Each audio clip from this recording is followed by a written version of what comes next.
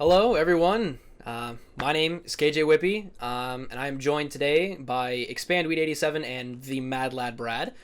And we're going to be doing I am something. Expandweed 87. Wait a minute. Oh, wait, I am Brad. I am Brad. We're going to be doing something a little different today than we normally do. We've decided that we're going to start a podcast. Because as if you didn't hate the sound of our voices enough, now there's more. Here's some more. So we are the Wombo Combo. I can't say that with a straight face. I can't say that with a straight face at all. Here, I'll do it. We are the Wombo Combo, and basically today We will wombo your combo. No, wait. So you can't stare into the camera like that and say it like that, Brad. I don't like that. We are the Wombo Combo. We are the Wombo Combo, and today we're going to be talking about Five Nights at Freddy's. That's right, segue into what we're supposed to talk about. So today we're going to be talking Five Nights at Freddy's? I never heard of it. So, we're going to be talking about Five Nights at Freddy's, and we're going to be going over three main things. Count them. 1, 2, 3. I hate myself. You gotta keep it going. You're going off script. So, Remember the script! God. So, first topic, we're just going to be going over, what Five Nights at Freddy's is, the basic story, the elements of gameplay, different things that are brought into it. Topic 2, we're going to be talking about our own personal opinions and experiences in FNAF and, things we wish were in the game, our favorite moments, just that kind of thing. And then our third topic, which I think will probably be our most important topic, will be everything going on with Scott Cawthon. Talk about his career for a little bit, maybe just go into like everything that's happening involving him right now, just to spread light on it for those who don't know about it, kind of just discuss it, see what's going on from both ends, so yeah, so it's gonna be a fun podcast. Hope you guys stick around, enjoy. So let's get started. So an overview of FNAF. Do either of you guys wanna do like a brief story explanation, or maybe not a whole story? We can switch it off. Basically, I'll explain what the game is. For one, Five Nights at Freddy's was a horror game that basically revolutionized a lot of like horror games and like for the fans and whatnot.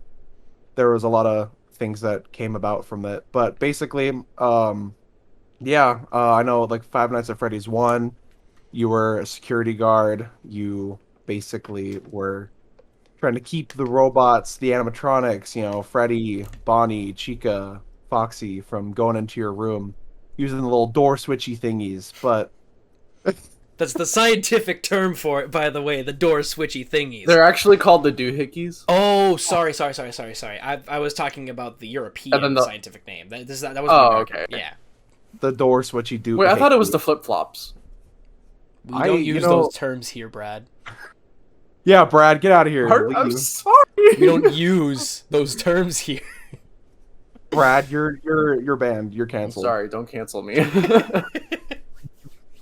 But yeah, I mean, there had been so many other games that were created after the initial Five Nights at Freddy's 1, because I think Scott Cawthon might not have even. I think his. Let me see. Let's do a little bit of research here. Do you guys want to continue on while I do this real quick?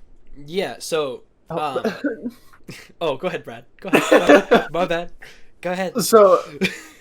It's interesting when people throw around the word revolutionize, because I don't know if that's quite the right term to use for Five Nights at Freddy's, because when you revolutionize something, it's completely changing the foundation of it, like, forever. I think that's a good way of like explaining that terminology. And it's not as if Five Nights at Freddy's revolutionized horror in a way, because there isn't like a mainstream focus from like other horror games that are trying to copy it, but in a way it's sort of defined its own style of horror, if that makes sense. Right. A lot of horror games kind of revolved around this idea of you're in like a maze of sorts and you're being chased down by like a monster or like something that's coming after you and you need to try to get away from it. Whereas with Five Nights at Freddy's, you become trapped in a corner in a sense. where you're not running away from the monsters are coming straight for you, and you have very little defense for yourself. Exactly. So it creates this interesting dynamic, and it just worked. Everything about it worked. You know, the timing of when it came out, it was like a lot of like weird, like I don't want to say indie, but like it was like a lot of the stranger concepts for horror games. Like you had Slenderman was a popular thing at the time. You had Amnesia. It really was just like at the peak of like horror, especially when YouTube was around and like doing a lot of horror games.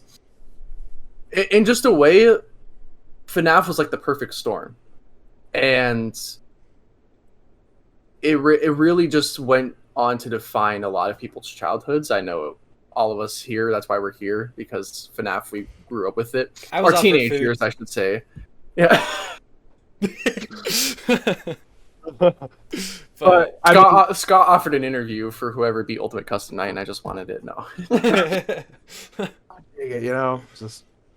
But yeah, I mean, and it's crazy, you know, we all grew up with this thing, but it almost didn't even happen. I mean, Scott Cawthon, I had just researched here, because I think I had learned it a while back, but I forgot. But basically, I mean, he was getting heavily criticized by prominent reviewers for a lot of his other indie games he was making in the past. Like, it was just crazy, and he got discouraged so much to the point he almost stopped game development. But then he came up with the idea to use animatronic-like characters, and he basically brought about FNAF. And I don't even think he was going into Five Nights at Freddy's thinking it was going to get so popular as it did. Well, especially because he had been so discouraged from before. Like his the games that had come out right before FNAF, Sit and Survive, Chipper and Sons Lumber Company, and The Desolate Hope. Only 1 out of 3 of those were like well reviewed by fans and stuff. Like people were really just underwhelmed, I think is the right word, with the Sit and Survive and Chipper and Sons. But yeah, people were talking about how like in Chipper, they looked like animatronics, and so it was like freaky to people. It's like it's not supposed to be freaky, but it's kind of freaky. So then he's like, I could use this to my advantage. But yeah, I don't think he was expecting as much of a fan base or just an uprising among the game world as he got. Yeah, I think I remember at some point I heard him like speak about, you know, FNAF was going to be like his last game. Like it was his last hurrah. It was just like one final attempt to like get something to happen, and sure enough, it blew up. And not only did it blow up as, you know, this revolutionary horror game, but it blew up as this convoluted mess of a lore. And it was fun to try to figure out, but my God, there was just so much. I think that's one of the coolest things about Five Nights at Freddy's, though, is you don't know the whole story. Exactly. You don't know exactly what's going on at every point in time. It's like every time there's a new game or a new book or something, even code in his website, just giving you a little bit more of that story and like kind of piecing some things together. Like it's so convoluted and unnecessary, but I love it. Right? It's like it's basically it's a horror game, right? But it tells a deep story without directly just telling the viewer, you know? It's left for interpretation, you know? Yeah. It was always a case where, you know, you would get one question answered, but then you would have 3 more afterwards. And It was like, you know, what everyone was introduced to FNAF as a horror game. So, you know, a lot of the initial fans were fans because it was a horror game, but, you know, the loyal fans were the people that were trying to figure out, okay, what's the story here? Who is the man behind the slaughter? we got people like Matt Pat doing all these, you know, crazy Matt Pat? theories. Why did you emphasize it Why did you emphasize Pat? Matt Pat. But no, I mean, like, yeah, he had done, you know, like crazy theories for the whole thing. A lot of theories that even a lot of people had like believed, you know, and believed that it was canon, you know. I think right now, currently, aren't all his theories kind of what the lore is kind of canonically believed as? That's a tricky question. See, because a lot of it has been confirmed by Scott. I don't know about a lot. I don't know how much he's actually gone on and confirmed. I know that he confirmed the FNAF 2 theory. Like, every single detail that Matt specified about that game, like it being a prequel, all that was confirmed. Yeah. That's, like, the only time I can ever remember Scott being like, yeah, game theory, like, got the nail on the head. He's gone on to confirm certain details that game theory predicted in the past, but never has he outright been like, this. Yeah, he hasn't, like, directly confirmed it, but, like, yeah, indirectly, he's definitely a lot of times been like, yeah, okay. Yeah. But, yeah, MatPat made 44 FNAF theories. That's crazy. 40 any other game than he's ever done. More than Mario, more than... That's What else has he just done a lot of that's videos just on? insane. Because, like, there's... Well, I mean, it makes sense, though, because, like, there's so much to it. Mhm. You know? Like, you can't cover it all in one video. Like, if we were to sit here and just tell you the entire story of Five Nights at Freddy's, we'd be here for, like, 7 more hours. Yeah, Right. And you don't want to be here for 7 hours. You don't want to be I here mean, for 5 minutes. Like, I mean, we would love to be here for 7 hours talking about FNAF, but no one else wants to hear us talk about FNAF for that exactly. long. Exactly. So we're just summarizing, kind of getting to small points. I will throw out this question, though, about the lore. Because there's a lot of questions as to where the series is going to go from here. And I really have a hard time believing that it's going to continue on in the way that Scott intended it to. So in a lot of ways, this is the end of FNAF. You know what I mean? Yeah. So with that in mind, are you guys disappointed in any way? Because the hunt has always been to figure out the story behind FNAF. And we're left with so many questions still. Yeah, I am a little disappointed that it's kind of come to this. We've kind of jumped topics, but like, we brought up the lore. Yeah, and we're not going to get since we don't want to get into too many details. Like, it's just a question that I've heard. And I think it's worth addressing. I think it's disappointing to see that this is kind of where the mainstream of the Cawthon era of FNAF is kind of coming to an end. Yeah. So we can't really be sure where the story is going to go from here, if it's going to be accurate as to like everything else that's happened already in the series, or if they're just going to kind of segue into something else. Yeah. But I personally I really hope with Security Breach we get some kind of closure. Yeah. Just if like, not the end of the series, you know. Well, I hope not the end of the series, because I mean the games are always fun. It's always interesting. What was that? What was that? Phasmophobia isn't supposed to be happening yet. Okay. Your lights just start flickering. Anyway, No. before I die, I just want to finish my sentence. But, you know, like, it's always interesting to see what new game mechanics they throw in to the different games. Like, from FNAF 1 to 4, you were always just kind of sitting in one spot. I mean, kind of, in FNAF 4, you would, like, go from door to door to, like, your closet. You were kind of moving around, but you were still in, like, the one room.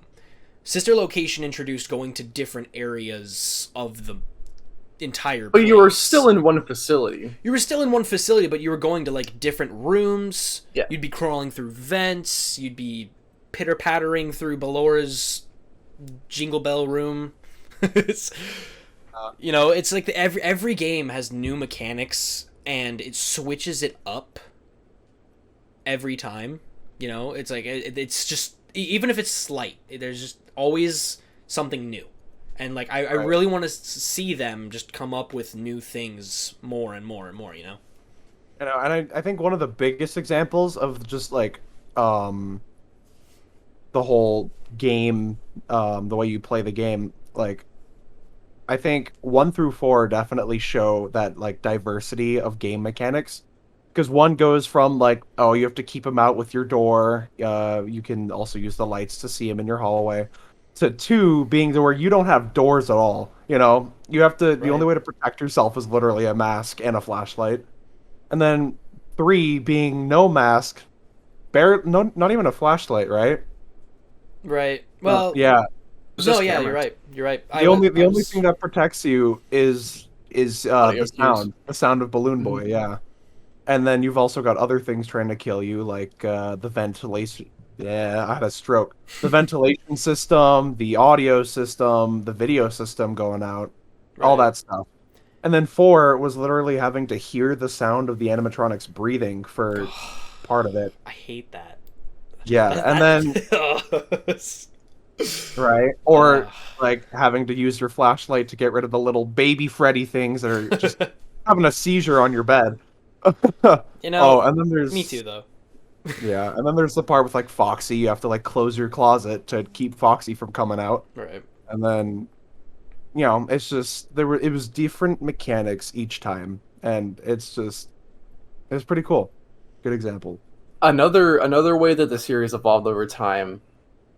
You had the first 4 series of game, or you had the first 4 games in the series, and they kind of were like the like trying to be like the horror staple that it was known for. But by the time Sister Location around, Scott kind of gave himself a break in between because like those games were just coming out like factory work. And they He would was always really come out just early too. Like I don't think any yeah. of them originally came out like on their original release date. It was always early. Scott wanted to release like FNAF 4 on Halloween, and then it got pushed forward to like August, late August. Yeah, and it's then like like yeah. when he made that announcement that it was going to be late August, he released it early August.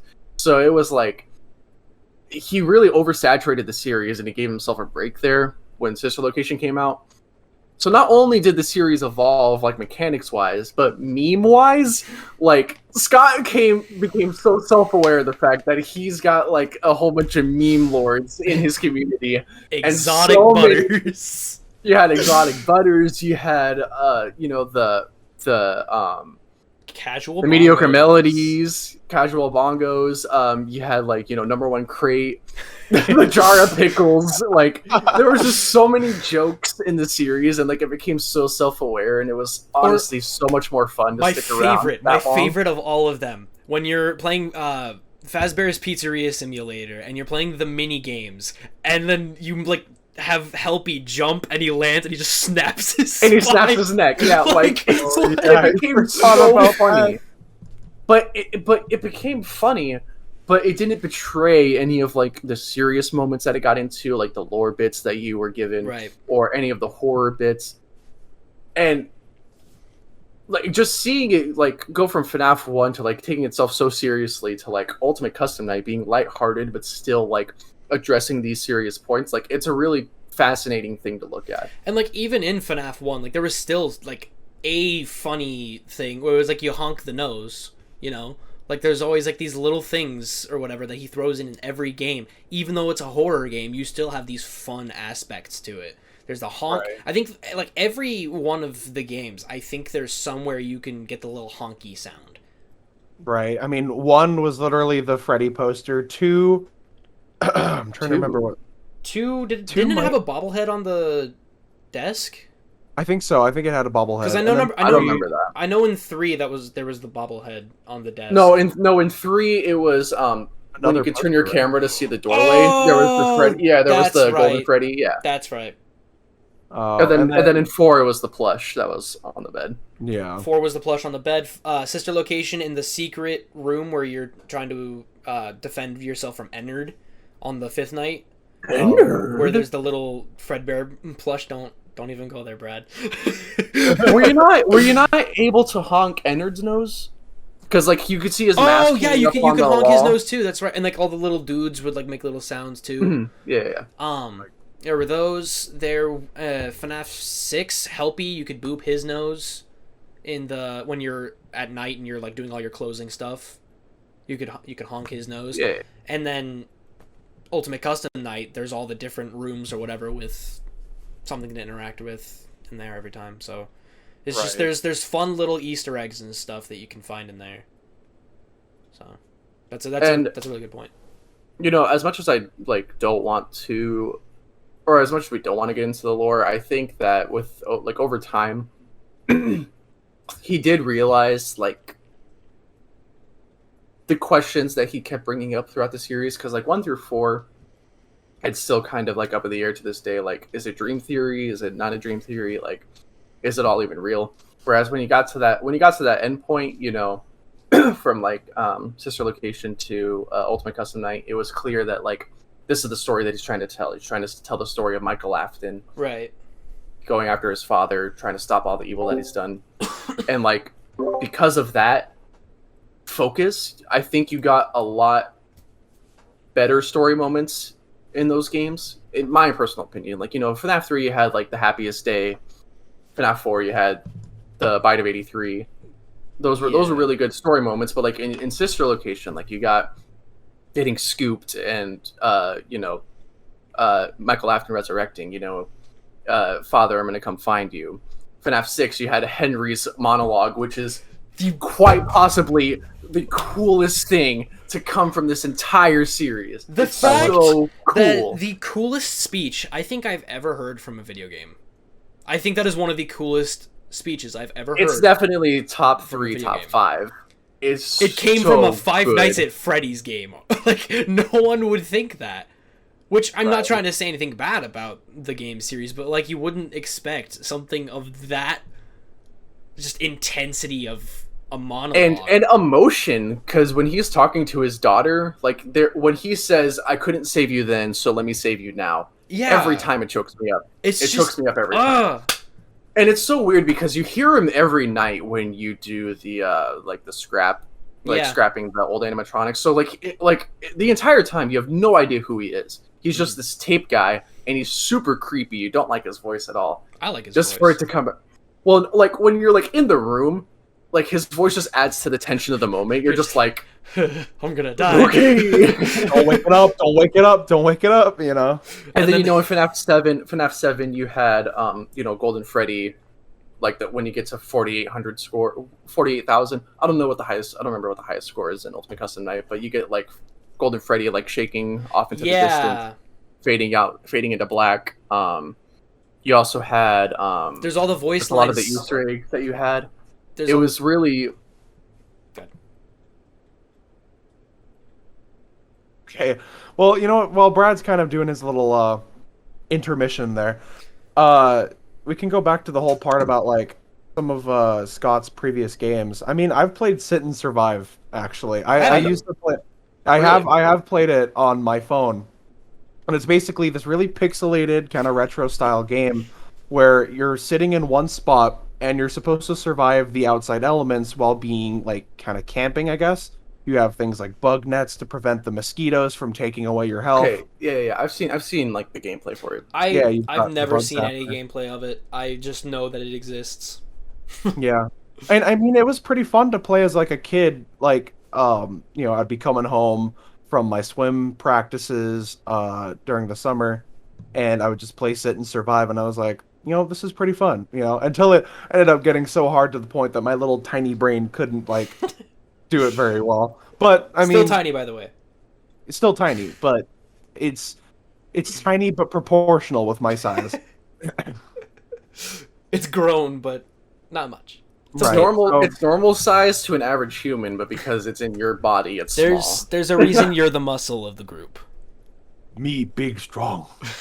Oh my! I just punched my ring. Oops. And there's the no brain. The no brain.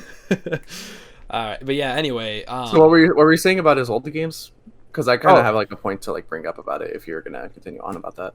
Oh yeah, I mean, I also shoot. What was the other game? Let's see. Chipper and Sons Lumber Company. No, it wasn't that one. I think The Desolate Hope. it was a running game. It was like a parkour type game. Pilgrim's um, Progress? I thought of Quap, and I was just like, nope, That's not not, the right person. Scott Cawthon. Not the right person. No, it was. There is no pause button. It was a game on.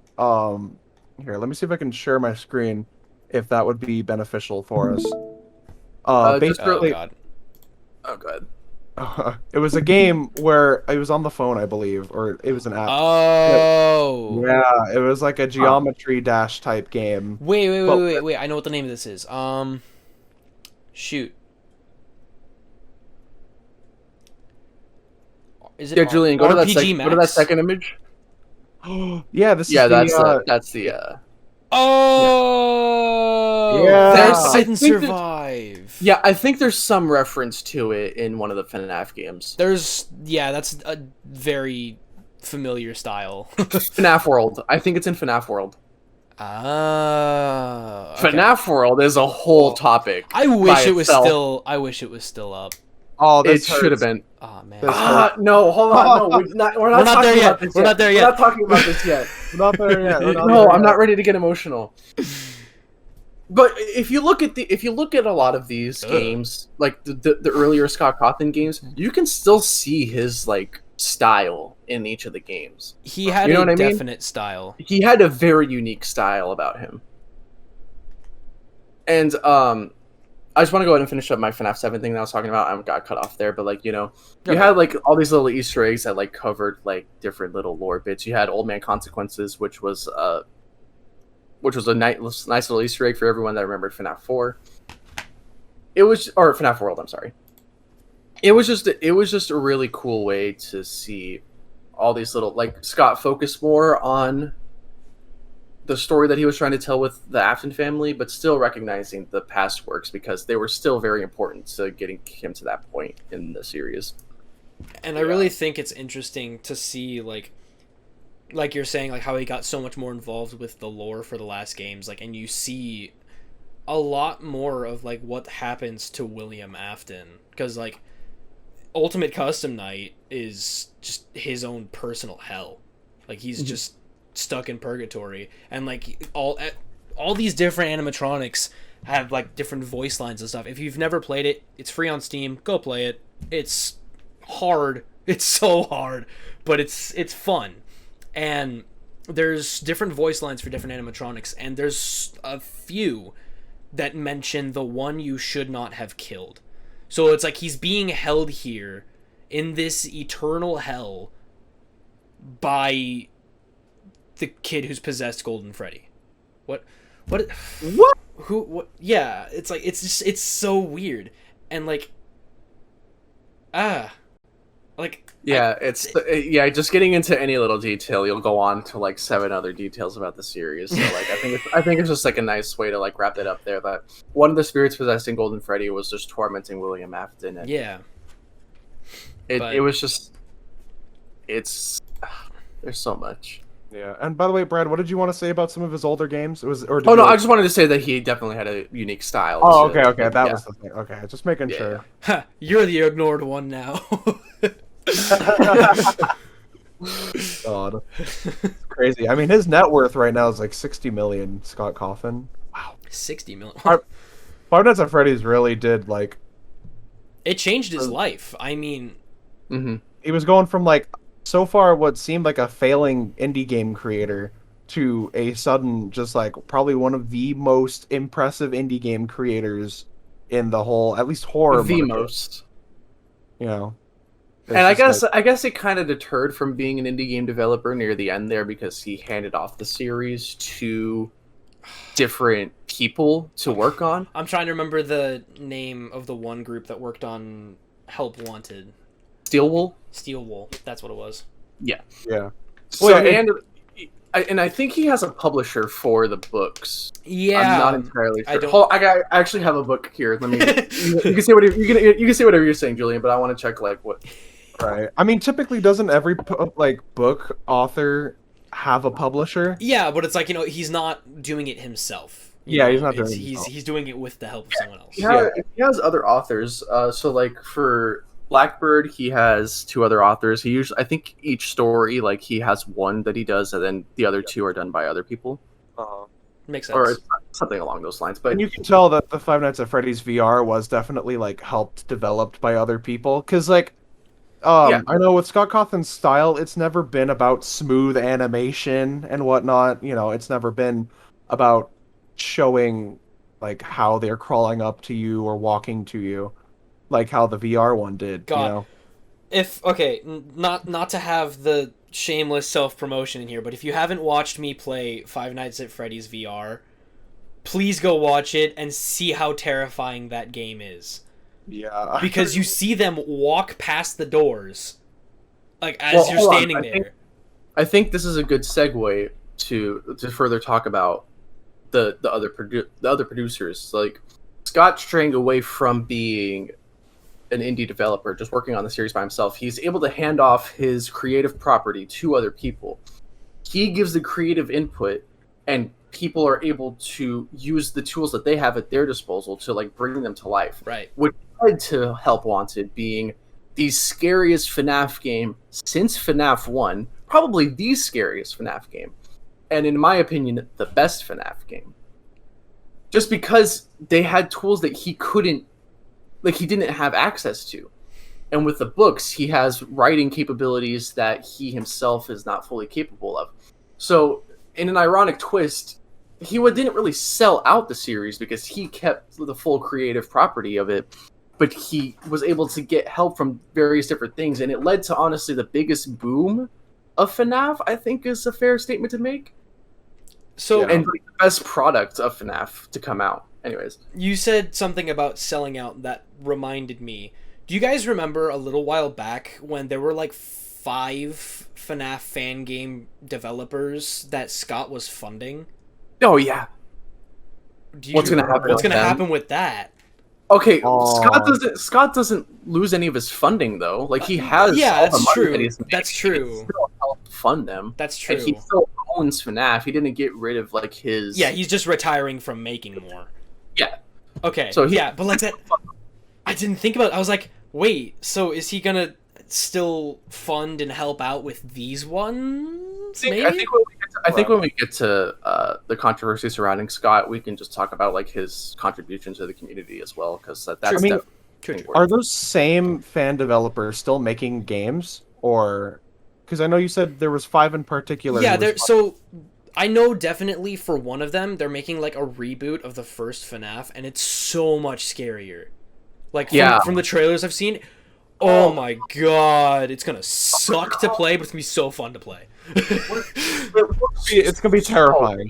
It looks so good, but I can't remember the name of it right now. FNAF Plus. FNAF Plus. Yes, it looks so great. There's gonna be Five Nights at Candy's 4, I think. That was one of them. I forgot Five Nights at Candy's is one of them. Did he get funding to Final Nights? I don't think so. Oh, I know Flumpty. I know he gave. Yeah, we're getting a third Flumpty. So okay. So basically, kind of the more popular fan game makers. Candies, Flumpties. I think the person who made The Joy of Creation was the one who made Candies, right? Yeah. Here, let me see. It's on this one page. I know Joy of Creation, or one of those games similar to it is. Because I mean, The Joy of Creation was really good. I mean, I have yet to play the story mode, but I mean, I've played Reborn. I've played the Halloween edition. It's terrifying. I don't have the physical capability to have myself play that. At least the regular version, like the story mode, I could probably play, but like. Reborn. I'm just wandering around a house trying not to get caught, and like, if you watched me play Outlast, I could not at all like move around somewhere without being like super hesitant.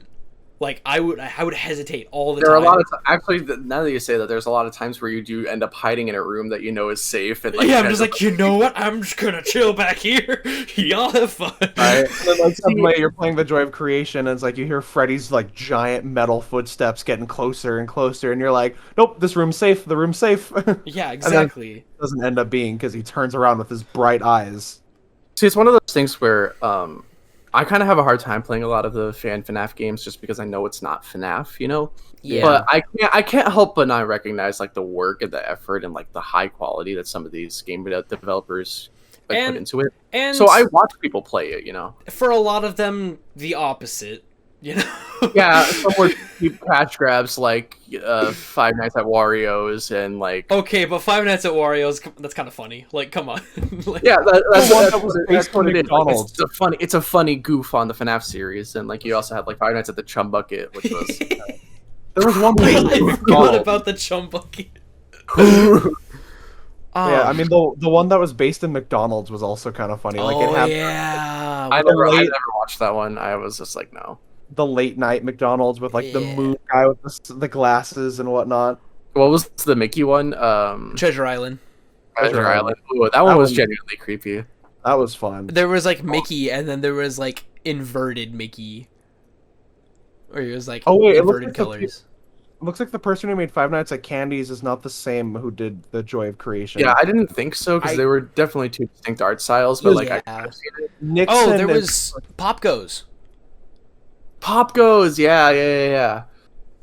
That was another one. There's actually a pretty cool one, or cool looking one here. Apparently, it's a whole series, Final Nights or whatnot. Yeah, that's where the one Markiplier like quote comes from. What is it? We're all relating it back to Markiplier. Right. No, because the king of FNAF. Like, I'm trying to help jog his memory. Yeah. But I don't remember what the quote is now. I mean, wait, I know what you're talking. It's the one with the puppet with the puppets on his hand. Yeah, he's like in the window and he's like, what is it? What is the freaking video? Oh man, I don't remember, but I know he walked into the Steam.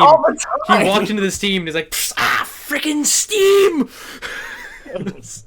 I mean, yeah, we've got One Night at Flumpty's, we've got Five Nights at Candy's, we've got Final Nights, The Joy of Creation, those nights at Rachel's, Day Shift at Freddy's.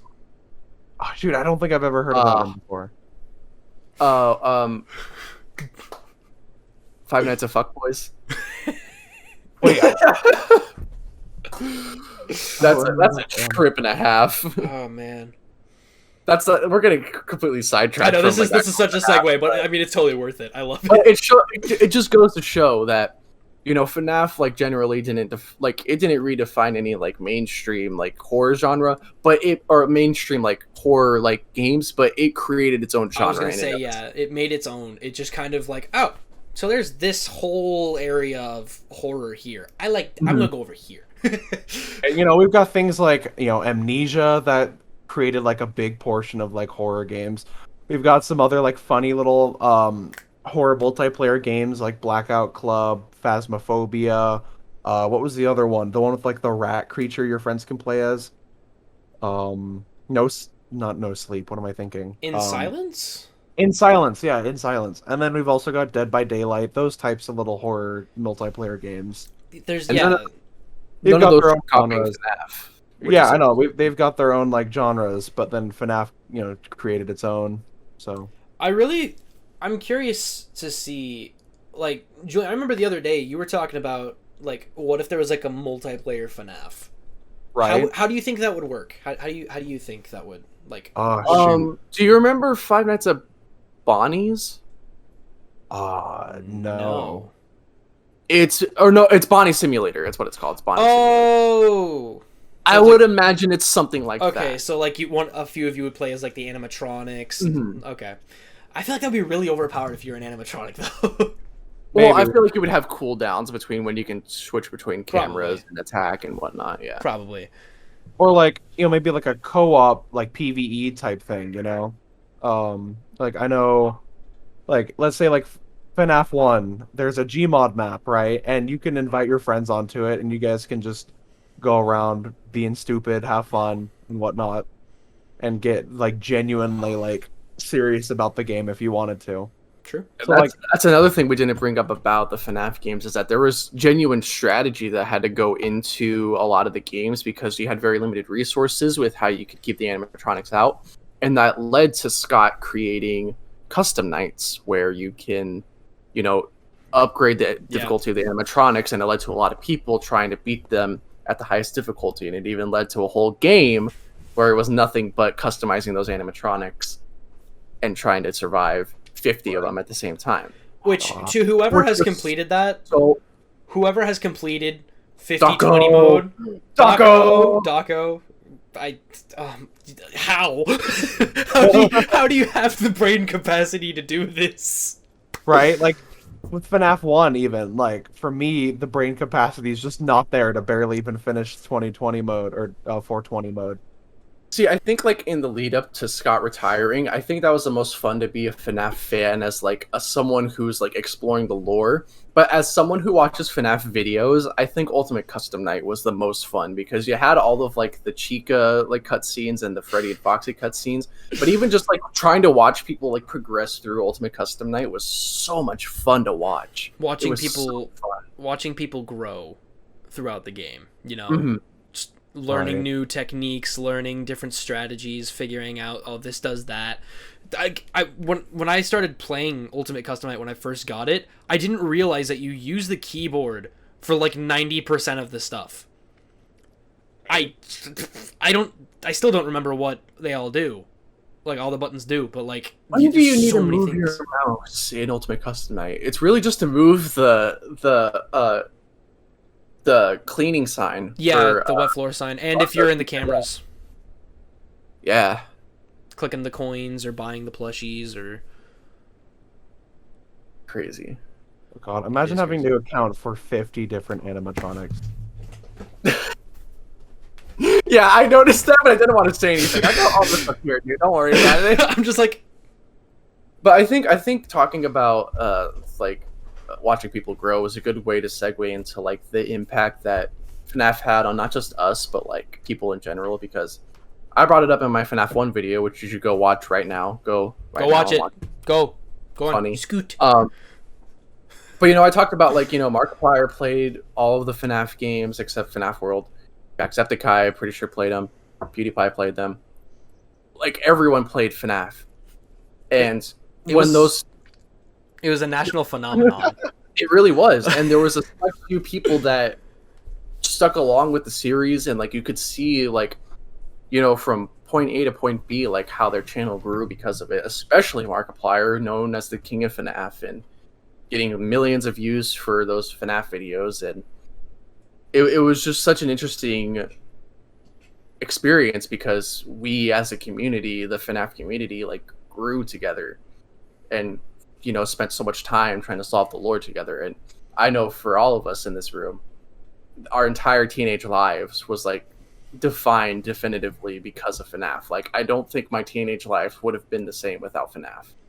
Can I just point out though how Markiplier's I think first episode for FNAF 1 was like his most watched video on his channel until like his little meow skit video Yeah, had taken over. like let's look to see how many views it YouTube currently has right algorithm now. had to self-inject Meow to get FNAF away Just from to get FNAF. FNAF out. Alright, let's go see Mr. Marky Moo. Mark's best videos. Well, his best videos, according to himself, is his Five Nights at Freddy's 4 reaction compilation. Which, fair enough.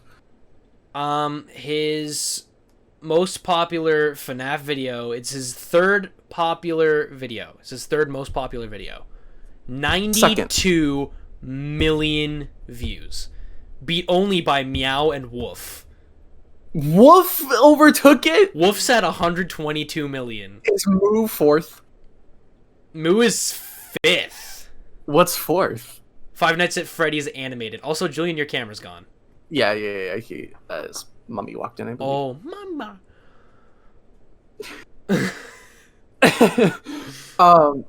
But that's insane. 200, Yeah, 288 million views on a video of him putting his mouth over cats. but it really goes to show just like the impact that the series had. And look at Game Theory. Game Theory, I'm sure that it would be like big, but it would not have gotten as big as quickly as it did if it weren't for FNAF. Yeah. And it's easily its most popular series. And like all of his other popular videos on here, FNAF 2, Sister Location Part 1, was that Golden Freddy, FNAF 1 Part like 4 or something like that. His FNAF 4 reaction compilation, he's got so... Sorry, gentlemen. Welcome back. Me madre. But yeah, he has so many most popular videos are FNAF. What's with the look? I don't even know. I wasn't able to hear I what you clicked guys on were Game Theory's channel, and one of his videos started playing, and I was just like, what's going on? But I want to look at MatPat, because I seriously believe that if I sort this by most popular, wow, his most popular isn't FNAF, but by a long shot. That's crazy. Oh, because it was Game Lab. Now, his see, first- if we look on his first Brad's game- channel, one of his most popular videos. Shut up! Shut up! Well, if we Other- look at Julian's channel, one of his most popular videos. But no, God, like, I unlisted my most popular. Oh, but no, it like was the State 82 of Decay million one. for his first Game Lab video. But then after that, FNAF 4, the what we missed, the first FNAF video, the full story, FNAF 2 video, Dream Theory, the live Ultimate Custom Night, FNAF 3, FNAF 4. It's like I remember the live stream that they had when they were Scott- playing the Space one. Like, Oh, yeah, it the was like charity- Rockstars charity in live- Space, and it was the charity live stream for like St. Jude's or something. And like Mm-hmm. they had Mark and Daco just like in the back of the room trying to beat the game while they were still talking about charity stuff. So they're just like, God. so good. but it's anyway, like with FNAF, like it's impacted so many people's lives. Like I know that Mark would still be very popular today, but I honestly don't think he would be as popular as he is today if he didn't play Five Nights at Freddy's. Right, it was, yeah. Which, by the way, I feel like we should probably do this, but there is a link to all of the channels that we mention down in the description. Go check them out. All great content creators, all amazing videos. Go check them out. And since we're talking about it, Brad and Julian are linked as well. So go give them some love. Yeah. I'm terrible at the promotion stuff, but I figure since we're not Holy crap. I just You counted forgot how to many mention games- today's sponsor, Kyle. well, I was gonna say, since we're not sponsored, today's sponsor is Mad Lad Baby Brad Yoda. and It's- his little no, it's baby girl goo. You corrected me on this. My little group. He's gonna be right here. He's gonna be right here for this. Oh my He's god, for dude. Like, Scott Cawthon made 29 games in 2014. Yeah. He made so many. That's a little more. That's a little more than 2 games a month. Wait, what are the other games? That's almost 3 games a month. Basically, let's do it. Forever Quester, Snap a Game, Classic RPG, Jumbo Slots Collection, Those were all 2014? Pimp My Dungeon, There's No Pause Button, Slumberfish, Fighter Mage Bard, Use Holy Water, Rage Quit, 20 Useless Apps, Cropple, Spooky Scan, Vegas Fantasy Slots, Pogo Duck, Scott's Fantasy Slots, VIP Woodland Casino, Hawaiian Jackpots, 8-Bit RPG Creator, Bible Story Slots, Magnum Slots Collection, Gemza, Fart Hotel, What? Cubby Hurdles, Shell Shatter, Kitty in the Crowd, Dark Prisms, Sit and Survive, and Five Nights at Freddy's, and then Five Nights at Freddy's 2. Five Nights at Freddy's 2 was 2014 as well? Yeah, right? You feel old, right? Hold on. I thought FNAF 3 was 2014 as well. 2015. It was probably early 2015. Because I know. That was Yeah, all Kyle. 2014? Kyle, the first 4 games came out in the span of a year. I know that, but I'm just saying, like, it was that long ago? Mm-hmm. It was only a few What? months after FNAF 1. So yeah, that makes more sense. Yeah, I guess FNAF 3 would have been 2015. So not only did he create 2 amazing games within, like, 2 months time of each other. Also made 27 other games. He made 27 other games, but he, like, in FNAF, 2 months-ish between game releases, he came up with the convoluted story in between in 2 months. How do you do that? Right? It really it makes me, like, put to shame with how, like, much he was able to manage his time. But Like, you got to think about it at the same time. All those games until FNAF were flops. that's it really fair. goes to show Except that for the Desolate Hope. Quality The Desolate over Hope went quantity. through, but that was, what, But 2013, I still. think? Yeah, it's quality over quantity. that is true. Sit and But Survive still- wasn't also bad either. I liked Sit and Survive. It's And just, um what the heck? and There Is No Pause Button. That one was fun too. But yeah, I mean, it's like he made tons. I mean, it looks like he made a lot of casino and like slot games. Like he made a lot of gambling games as well. This is crazy, man. It's really astonishing that within that first year, like a lot more of us didn't like tune out of the series as we did. Like for whatever reason, I think I honestly give a lot of credit to game theory, like trying to put together the lore. Because if I didn't like care enough about the lore, I think I would have completely not cared about FNAF at all. Because Yeah. four games within 1 year is a lot. I remember my freshman year of high school. I watched so much game theory on FNAF. I was like starting to write my own theories. I was over here like, whoa, this is sick, bro. I never put 2 and 2 together. Whoa. And like, I had never played a Five Nights at Freddy's game. I still have only played like Help Wanted. I've played Ultimate Custom Night. I've started playing Pizzeria Simulator. I haven't played any of the original games. I've never played. I played all 4 on the phone. I never. Yeah, think me too. I never really had an actual computer to really play the game. Plus, I think it was cheaper on the phone. I could be wrong about that, but Tell anyone, but I'm playing all of my FNAF. I'm playing FNAF 1 through 4 on the console, so. But like, it's just like being able to like piece everything together and having the help of game theory. Like you're watching game theory put these 2 things that you never would expect to be related. You watch them put it together, and it makes sense, and you never think about it until they do it. right. Like I agree with you, Brad. I don't think I would have been as invested in this if game theory wasn't doing theories on it. Oh God. I mean, Because there's like too many like minute details to like discover for yourself a lot of the times, but I don't think that's a bad thing. I think it just goes to show like how much effort Scott was putting into these games.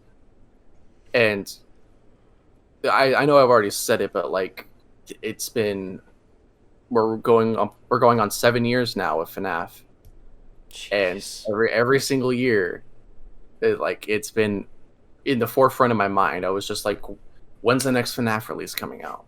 When's the next game theory coming out? What new stuff are we going to learn about the lore? And then in the recent years, when's the new book coming out? Like, When's what's the movie coming out? When's the new teaser going to be? When's the movie coming out? Never. But I remember like Markiplier. It's just a joke. It's a joke. But like Mark had said he was gonna be going somewhere to film something or whatnot, or like, I remember Right? this And then- conversation.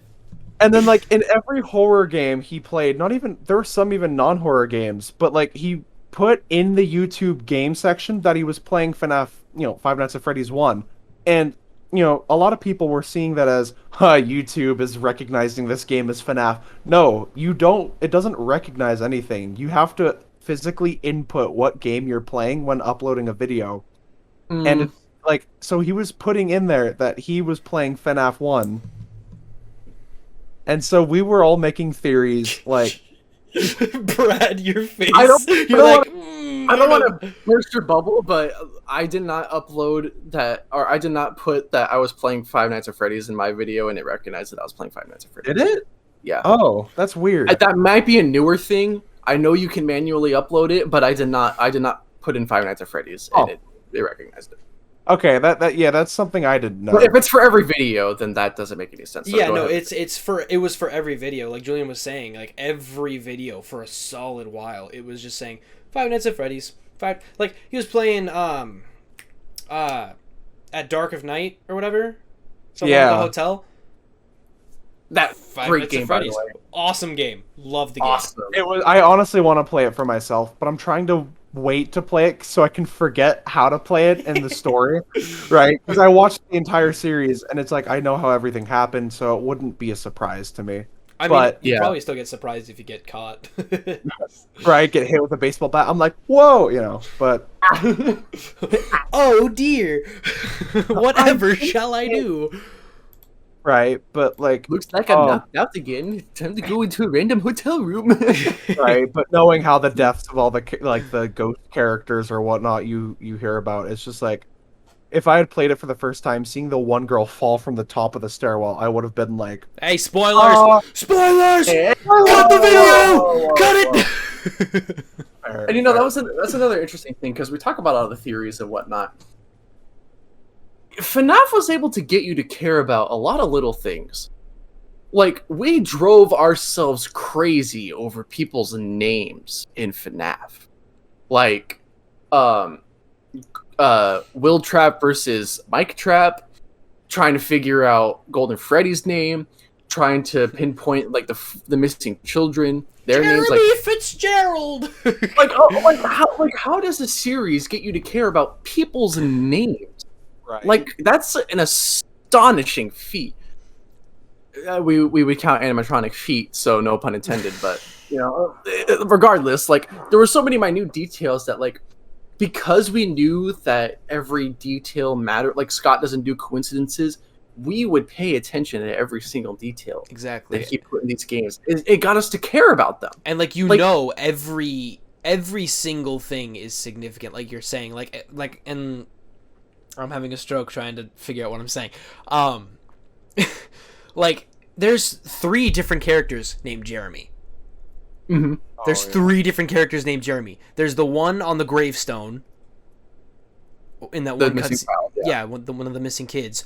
There's Jeremy Fitzgerald, who you play as in FNAF 2, who ends up getting bit in the bite of 87. So it's assumed. Was that the bite of 87? God, I knew that was coming.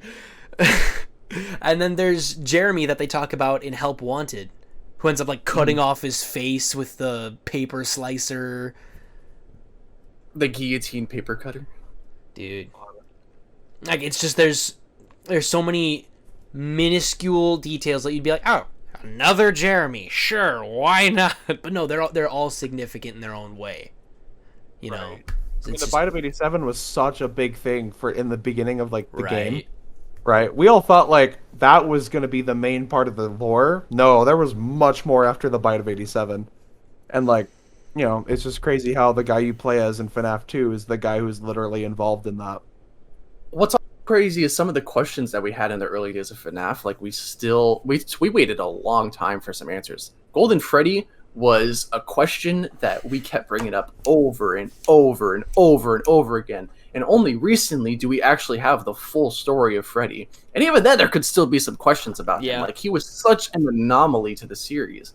Right. And then you have the box, which, you know, I think Matt Pat did a really good job at, like, questioning what the box was. But something about it just isn't clicking, like, with the early versions of the box. I think he's completely right with FNAF 6 being the box. Like, that was dead on, I believe. Oh, my God. And, like, the lore involved with the marionette. Yeah. Like, the lore involved with the marionettes also just... Dude, that's so sad. Like, that whole mini-game in Pizzeria Simulator with the security puppet, that is just so sad to me.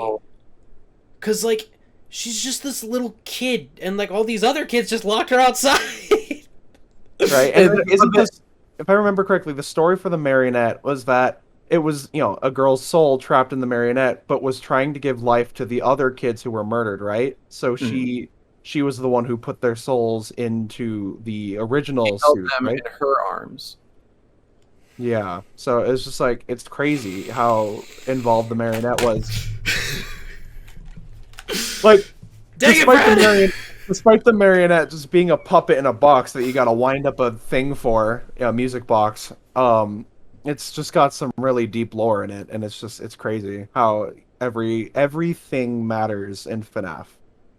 I don't think I also finished what I was talking about with the whole Markiplier and the FNAF thing under every one of his videos. Yeah, I'm sorry. We'll cut him off and we're going on like right, it's okay. I'm used to it. Basically, the whole premise is that Kyle and I definitely were like coming up with little theories that like, oh, since FNAF is being recognized in every single one of his videos, what if he's being an actor in one of like the FNAF movie that's supposedly was coming out recently? Yeah, like, because at about the same time he said he was going to leave for filming, because he went to go leave to film the show of Edge of Sleep, which is coming out soon, hopefully. Oh, Brad has disappeared. Brad died. He's dead. He's gone. I'll be right back, boys. All right. Okay. Well, then we're gonna postpone that part because Julian already knows. Yeah, I already know. But yeah. Anyway, with the whole just tragic stories of it, because it's just these poor kids, you know, Right. they're just kids. And then like Candy, I think that was her name, right? The doll girl. Baby. Baby. Circus Sorry, Baby. I got confused between the Yeah! phantom She baby. like ate the kid. Right. That's hold on. Yeah, I she, like ate the kid. I have to find the scream. Hold on. Circus baby. Oh no. Scream. Ugh. And like the fact that baby was literally what, William Afton's daughter, right? Yeah, the girl that baby got was Afton's daughter. Oh, the one that baby got. Okay, then who was the one controlling baby? The soul that was controlling baby. Well, it was the daughter. Oh, it baby killed the daughter, but then the daughter latched on to baby. Right. So, right. So let's here. I'll stream for you guys. Let me. Oh god. Because Yeah, this scream just shatters my bones And then it's like every the premise. time. You mean The premise is that William regrets. Oh yeah, actually you could play it real quick. Hold on, let me go back to full screen here real quick. Okay. Oh, that's okay. Ugh. I hate that. I hate it. That's blood curdling right there. Exactly. Like I got goosebumps and like I could feel myself just tensing up. I hate it so much. But like My friend. Fist. Hold on, we talked about the memes and we didn't bring up Mr. Hippo? What is wrong with that? You said the mediocre melodies. You kind of mentioned him. Okay. Yeah, and like the whole fact that baby had killed like William Afton's daughter led to the events of FNAF 4, right? Because William wanted to Elizabeth, if you even remember that name. Brad, stop! Can you please end the podcast with that monologue? I Because will. everyone I needs will. to hear it. I will. Everyone needs to hear that. But yeah, I mean, basically, the events of FNAF 4 was because of the daughter getting killed by baby, and so William wanted to protect his son, right? Exactly. And so he had made his own animatronics to do just that. Now, the question is, did the animatronics, were they ever going to kill? Would they have ever killed the son if you didn't like survive throughout the events of FNAF 4? I think for story's sake, I think like the child would end up just avoiding the animatronics altogether. You know, I don't think they would have killed, like logically, I don't think they would have killed it because if he's trying to protect the kid, he wouldn't send things to actually kill him. Right. Because the only reason that baby killed Elizabeth was that was just directly in her programming. Yeah, like, exactly. They were made to trap children, and Golden Freddy was not made to kill children. And those were the only animatronics that he would have interacted with, unless he somehow found his way into the sister location. Yeah. The location of the location. But no, yeah, I get what you're saying, and like, yeah, like the original animatronics weren't programmed to take kids, and like the circumstance of Elizabeth being taken like was a complete accident. Because if you remember at the beginning of each night in sister location, you always hear her saying, "Why, Daddy? Why can't I go play with her?" You know, like, God. Because he doesn't want her to get hurt, so he is like, "No, you're gonna stay away from her." But then one day he's not paying attention. Oh. Yeah, the one time he doesn't pay attention, just death. You know, I think it would have been really interesting if Crying Child became Funtime Freddy, because Ballora is based off the wife, right? And baby was the daughter, so you could have had the entire Afton family be the Twisted Ones. See, Yeah. the thing with that is, with the whole Ballora thing, that was never confirmed. Oh no, never confirmed. That's the only theory that we have for Ballora, because Ballora doesn't really play a vital role in the series. Ballora's just there. I mean, she didn't. Oh no, did she make the cut for Ultimate Custom Night? Yeah, she was in Ultimate Custom Night. That's the ballerina one, right? If my mind isn't like being stupid, that was the ballerina one. Yeah, Okay. she wasn't. There's something she wasn't included in. She wasn't in Help Wanted, I don't think. Oh, that's what it is. Because I remember I've seen gameplay of this. I never got to it myself, but there was the part where you have the flash beacon and you're in Funtime Foxy's hall. That's Funtime Foxy, and in then the Baby is in the weird mode. 4-1, yeah. Yeah, like in the weird mode, there's like all the other Funtime animatronics in there except for Bahura. So where's Funtime Freddy and I know that one because I was stuck on that one. That's why I stopped recording the series because he was also in the FNAF 4 room. My chair went down. That scared me. Well, eyes. He was in the FNAF 4 room. He was in the Night Terrors mode, and he was the first one. It was Funtime Freddy. Then there was Night Marionette. Then there was Circus Baby, where you're hiding in the closet and she's wandering the room, and you have to like close the closet when she. Wait, he's a nightmare mode. Oh, it's like you're. Is it the one where you're actually playing FNAF 4? You're playing FNAF 4, but it's just Funtime Freddy Okay, and the hand puppets. Yeah. Okay. The heck was up with FNAF World though? Oh my lord. FNAF World was. I wish it was still up to get. I want to play it so bad. When you inject it into the lore after Sister Location, it's like a vital piece of information. Isn't there that one cutscene of Henry in FNAF World? Isn't that getting killed by Baby? Yeah. Yeah. Oh, So, is like, that how? It's very important to the story. Wait. But it came right after FNAF 4, and it was so wild and off the wall. Wait. So People just dismissed it completely. Go ahead. I'm sorry. Henry getting killed by Baby. Mm-hmm. Henry left the tape for the fire during Pizzeria Simulator where Baby was. Does that mean Baby survived and killed Henry? No. Well, Baby does survive the fire. That's true. So, But Scott pretty much cut FNAF World out of the lore, so it's not. Oh, that's true.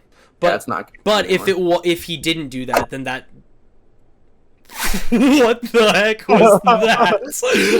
My fucking capture card fell off of my. I have like everything stacked on top of my Xbox. Oh my god! Capture card fell. That scared the shit out of me. okay, but like, yeah, it's like Scott Cawthon pretty much cut out like FNAF World, like how all the Star Wars fans are cutting out the trilogy. Like, nope, trilogy doesn't exist. It's like Topic for another. That's another for another podcast. day. That's another podcast. Prequels versus sequels will be the next episode. But anyway, we've spent over an hour on the first topic. We have 2 left that we should. We kind of transitioned. I was trying to get us to transition into like, what it meant for us and like the impact. Yeah, we kind of went over topic 2 a little bit. But what is your guys' favorite moments in the game? Oh God, I know the speech, that one monologue from Henry. Oh yeah, that's really good. Gotcha. And then it's just like, I know all the phone guy moments, they were interesting. And like, I know in the first game, it's just like, he's your only guide. Like, when we were all new to the game, he was your only guide, or like only person to talk to in this horror game. So you were like looking for him to, rely on, I guess. Because, when you're in a horror game, you want whoever's going to help you the most, whoever's going to kind of keep you the safest. And it's like phone guy. We all thought that was kind of the thing you could rely on. And then he dies, like he supposedly dies in like what, the 4th or 5th night? Yeah, like the 4th night. He's like, yeah, I don't think I'm gonna be here tomorrow. Because the 5th night, it's just like the roll. And then right. yeah. Why was that so good? Why was that so perfect? Was it good? I don't know. Yeah, good. Like, oh my god. Like your microphone ear rape. Yeah, your microphone cut it really weird. So it was all right. Well, that's because I'm the man behind the slaughter. Kyle Golden Freddy confirmed? Was that the bite of 87? Is that why Kyle's purple right now with his lighting? But it's white. But it's white.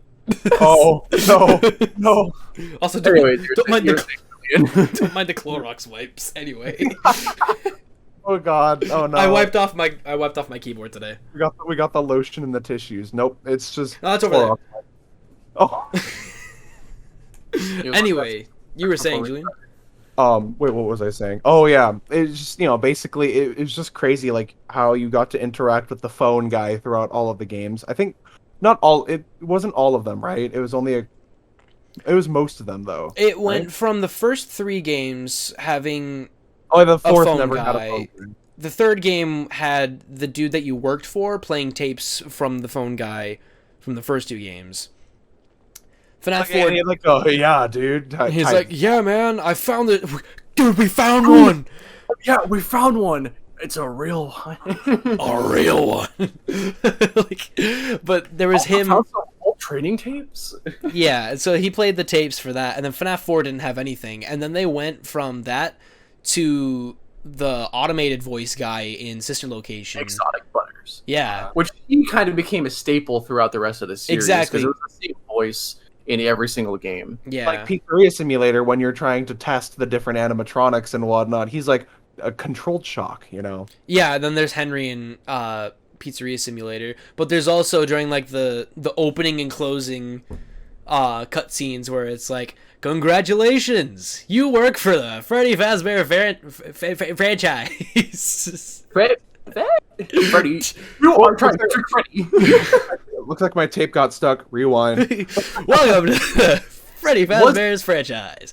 Was that voice announcer in Ultimate Custom Night at all? I don't think he was. But I know he was in Help Wanted.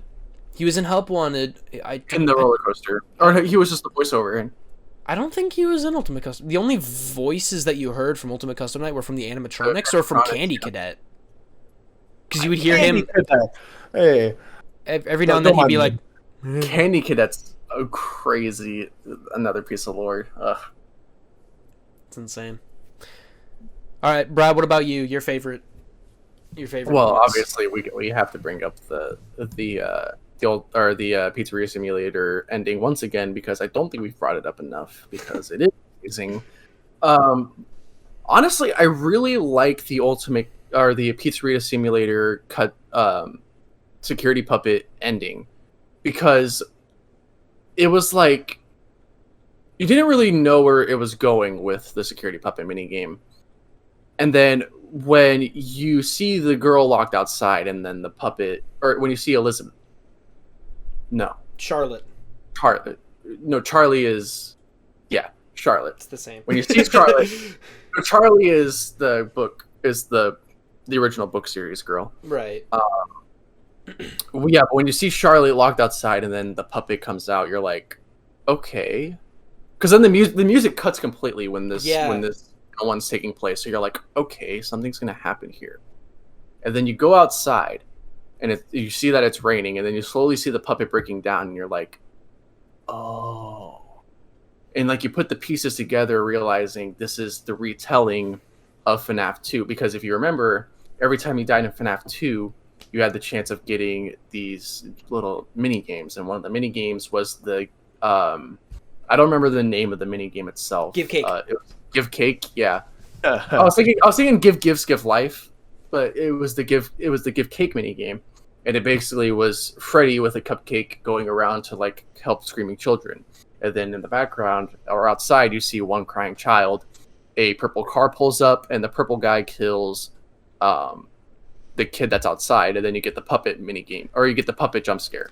That parallel is so amazing. I'm so glad you brought that up. So those FNAF 2 mini games was really the start of the theories.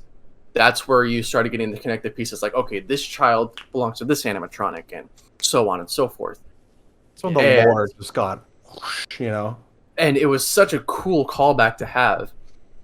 And the scene itself was so emotional, just like the puppet just like doing whatever it can to like achieve what it was programmed to do. Seeing Charlotte already dead, not being able to do anything about it except just protect her, and then ultimately fusing with her.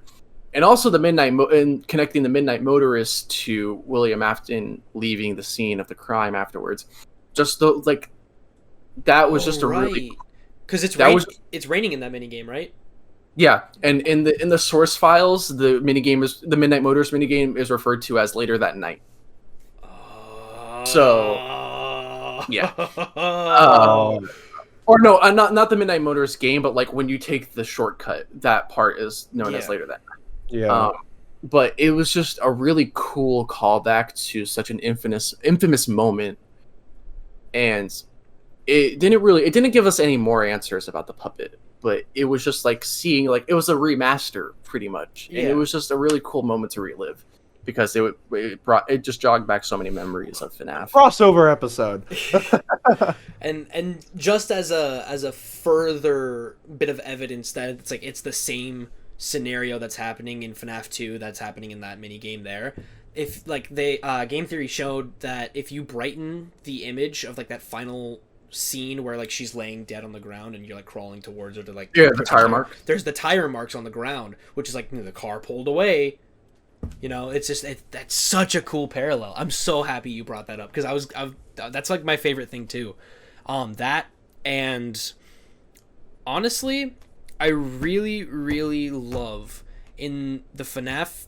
I love FNAF 3. A lot of people think FNAF 3 sucked. I think FNAF 3 was really great, and I think it's just because of all the tie-ins with the lore. Yeah, I will say from a lore perspective, FNAF 3 was great. From a gameplay perspective, it was the easiest FNAF, and no one liked it. It was so easy, and I think the Help Wanted version was so much better. I think the reason why FNAF 3 might have been easy is just because it was to give maybe players a better chance to understand the lore a bit better. That is true. You want to know my hot take on why FNAF 3 was so easy? It was because you had to do so many stupid things to try to get the good ending, like dial into a freaking panel in the wall, and you had to spend so much time trying to figure out how to do this. And honestly, Kyle, the Help Wanted version of FNAF 3 was a lot easier because you could avoid the jump scares. Yeah, you could just be like, nope. That was the only way you could die in FNAF 3 was because of the jump scares and having to reset your systems. But like in Help Wanted, you could just avoid them completely, so it's way easier.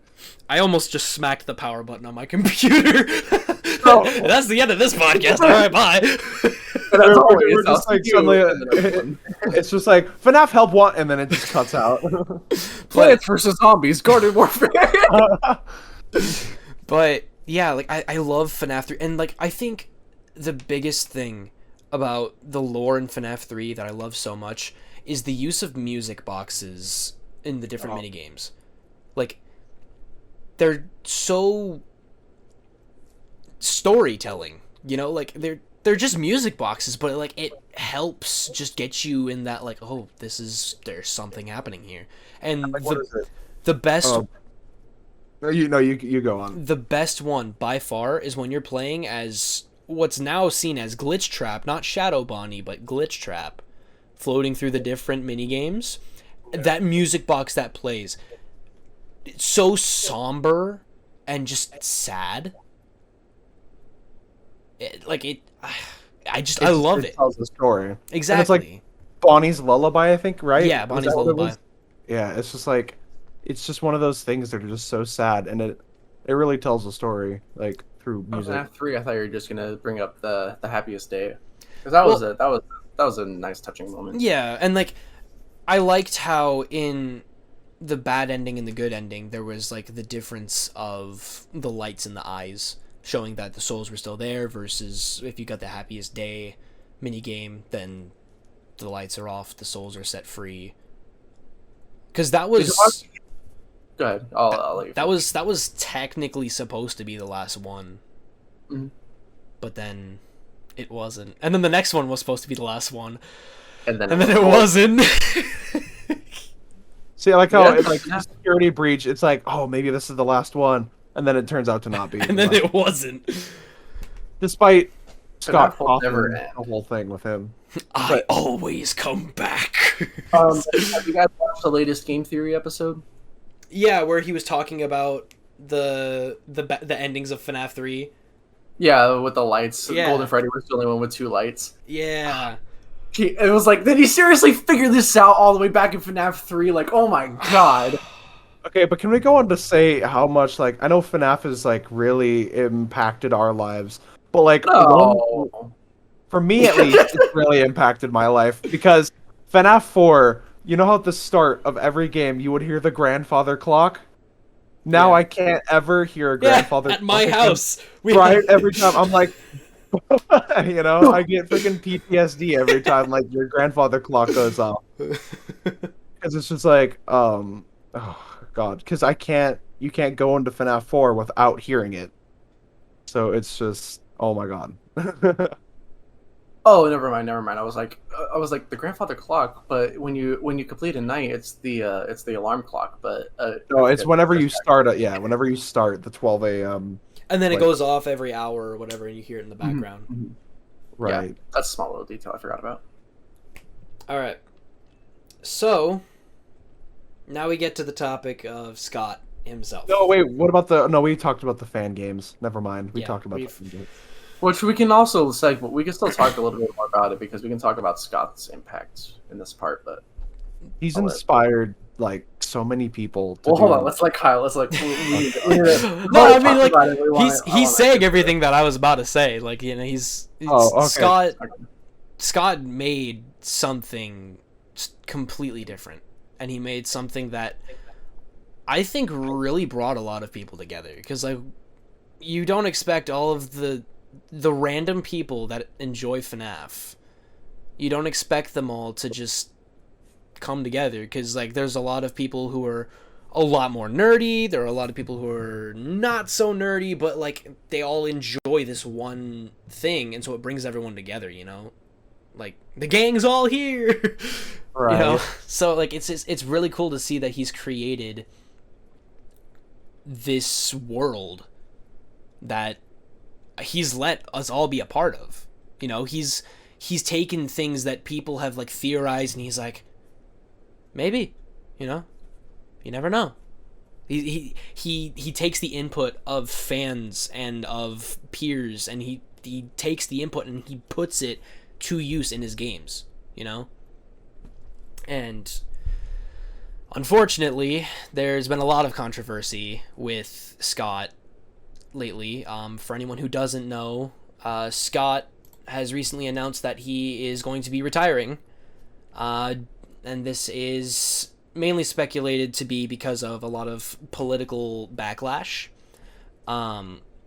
I have up here on the Game Informer website here. Let me stream to you guys so you can see it as well. You know, I want to actually see if he's still.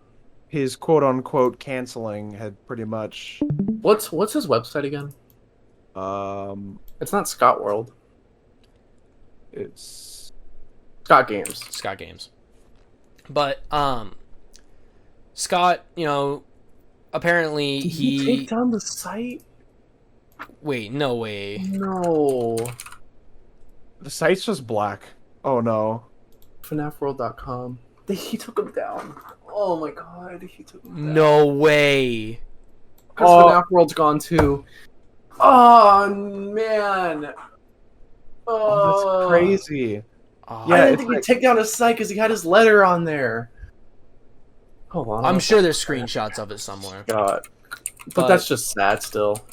So basically, what happened with Scott, as far as we've come to believe, or that we've come to know, is that a list of Cawthon's donations in recent years made its rounds not long ago. Some of the campaigns he supported included Devin Nunes, Ben Carson, Tulsi Gabbard, and former President of the United States, Donald Trump. He basically, he didn't mention that these donations were connected to his retirement, but he has gotten a lot of people complaining about it, and in his most recent Reddit post titled "My Response and Maybe Last Post," it contains his response point strongly and at recent backlash, and then he says that that's pretty much the reason of his departure from the series. So and a lot of people were saying that the people that he supported, he was getting backlash from it because they didn't necessarily support the LGBT community, and this is what Scott had to say about that. So I'm just going to read that from here real quick. Even if there were candidates who had better things to say about the LGBT community directly and bigger promises to make, I believed that their stances on other issues would have ended up doing much greater harm to those communities than good. And this is what he wrote on Reddit after listing candidates he had supported and why. Further in, Scott says, I have always been supportive of creators and have tried to treat everyone fairly and treat everyone with dignity and respect. I've never cared about anyone's race, religion, gender, or orientation. I just treat people as people, everyone the same, and because of that, I've ended up with a very diverse group of people that I've worked with over the years. So Scott donated to these certain people who, you know, and he had the mindset of these people, while they may not as much be, you know, supportive of the LGBT community, support a lot of things that I do support.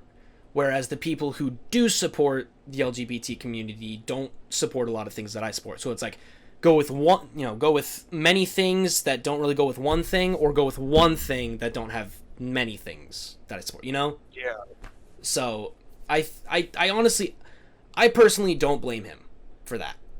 I personally do not blame him for taking the majority of things that he supports rather than just going for the one thing that people want him to support. You know? It's like, sure, he's, you know, he donated and supported people who, you know, could say better things about the LGBT community, but, you know, it's just, I would keep it up, Kyle, because there's more to say about that. himself was not the racist or homophobic or transphobic. You know, he was saying he sees people as people, and it's sad to see that he ended up being a target because of other people's mistakes and problems. And, you know, it's kind of sad to see that rather than the people who don't support the LGBT community got canceled, or to see that they didn't get canceled, but to see Scott get canceled despite him never really having done anything wrong. Yeah, and like as he further mentions here, you actually had a good point of me having it keeping it up, Brad. Cawthon might have even foreshadowed his retirement post from Wednesday night, which I guess was before this. It says, "If I get canceled, then I get canceled. I don't do this for the money anymore. I do it because I enjoy it. If people think I'm doing more harm than good now, maybe it's better that I get canceled and retire. I would accept that. I've had a fulfilling career."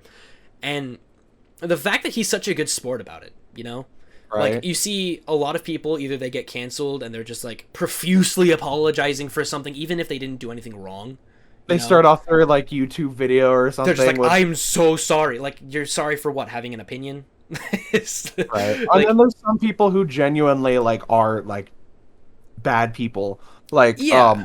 what's the one dude who got canceled for doing things with, like, cats and other kids or something?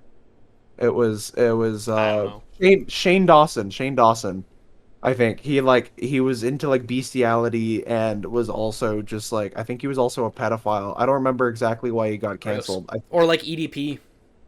Or EDP, you know, they get canceled because they're genuinely, like, crappy people who don't deserve. Yeah, they just like, they make bad decisions and they don't deserve the attention they're getting.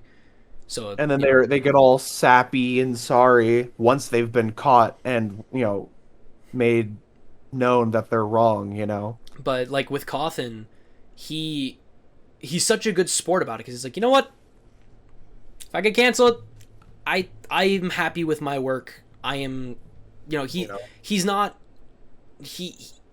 just conceding his entire ideology. You know, he's still kind of like, all right, well, you know, if I get canceled, oh well. But, you know, he doesn't say that he regrets doing it. You know, so yeah, and it's like, you know, for that.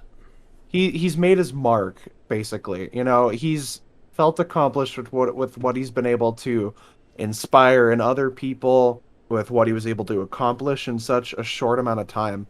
I mean, man's literally made, like,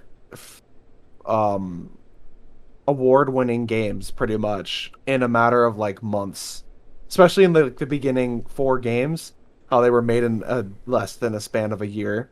And yet they were the things that really just, like, kicked off in popularity. Yeah. What about you, Brad? What do you think? It's just a tough situation because, you know, cancel culture as an idea is something I'm fine with. Because as you guys said, like, there's some genuinely terrible people out there that have, you know, amassed followings of a lot of people, and like, if they are people that are doing terrible things, then I hope that they, you know, they lose everything that they've gained because they don't deserve to have it. But Scott wasn't one of those people. he was a man who did a lot of good, and he was a guy who was just pure of heart, doing something that he loved and trying to support his family. Yeah, he's a family man. He's a very, a very kind-hearted man. I mean, the amount of times he's like donated to charities and supported people in need. It's, and like, even though people give him a lot of backlash because he was a mainstream Christian too. Like, I'm not saying that you have to be a man of faith to be a good man, but like, he was a man of faith, so he had good morals in mind. Yeah. It's And I know it's like a lot of religious people, like Christians especially, get a bad rep because there's quite a few like diehard Christians who have been known to, hate LGBT people or like even be racist sometimes. And that's honestly I feel like with most religions, like somehow in their sacred texts, it's mentioned like oh, Ian, can you just God, my brother doesn't know when to knock, doesn't know when to door swing open. Somebody wants. But basically, yeah, it's just like some way people make their sacred books and texts. They interpret it to where it's like hate certain people because they're different, And we're not trying to badmouth any religions or anything like that. We're not trying to say that if you're religious then you're just hateful, No, it's like there's some genuinely good Christians, Muslims, Buddhists, Hindus. I don't know. Hindus. I know like three religions. That's it. I took world religions. I should know this, but I think it's there's some genuinely good. There's a lot of good people still who follow religion very closely. Like, I know I myself have never been religious, but I've met a huge amount of people. And like, it's funny, I find that most of the time a lot of the hateful religious people are the older ones, the ones who can't let go of their old ways, like boomers with the whole segregation and whatnot. And it's those ones that make a bad rep, that like everyone's basing that entire group of people off of the ones who are looking bad. It's kind of like a bad egg. Yes, a bad egg. A baguette. A baguette ruins the bunch. No, but like a bad egg ruins the bunch. Like how with some, like, there's a lot of girls out there who are always like, all men are bad, all men are pigs, because of like a couple cases of rape they've heard or even had experience to their friends or family. But like not all guys are like that. Same with like Trump supporters. Sure, I'll say it. I know a lot of Trump supporters get backlash because they're supporting someone who they don't support.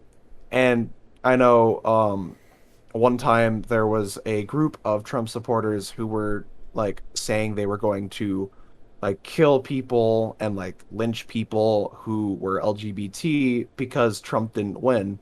And that's just such a small percentage of them, Exactly. They're not the people who represent the group itself. It's that small, like, 2% of the group. Extremists, like people who take things too far when they shouldn't have. And this isn't just on one side, it's everywhere, But anyway, Brad, we interrupted. I ended up interrupting you in your. Oh no, it's good points that were brought up. And I can even like build on top of that. Like, I think this is one of those situations where I think that, it was taking the fear of there being a potential danger to someone's way of life, that it was an instinctual reaction. Because like genuinely at the end of the day, as much as it sucks to see this happen, and as much as Scott I really don't believe deserves this, I really can't help but not put any blame on anyone, if that makes sense.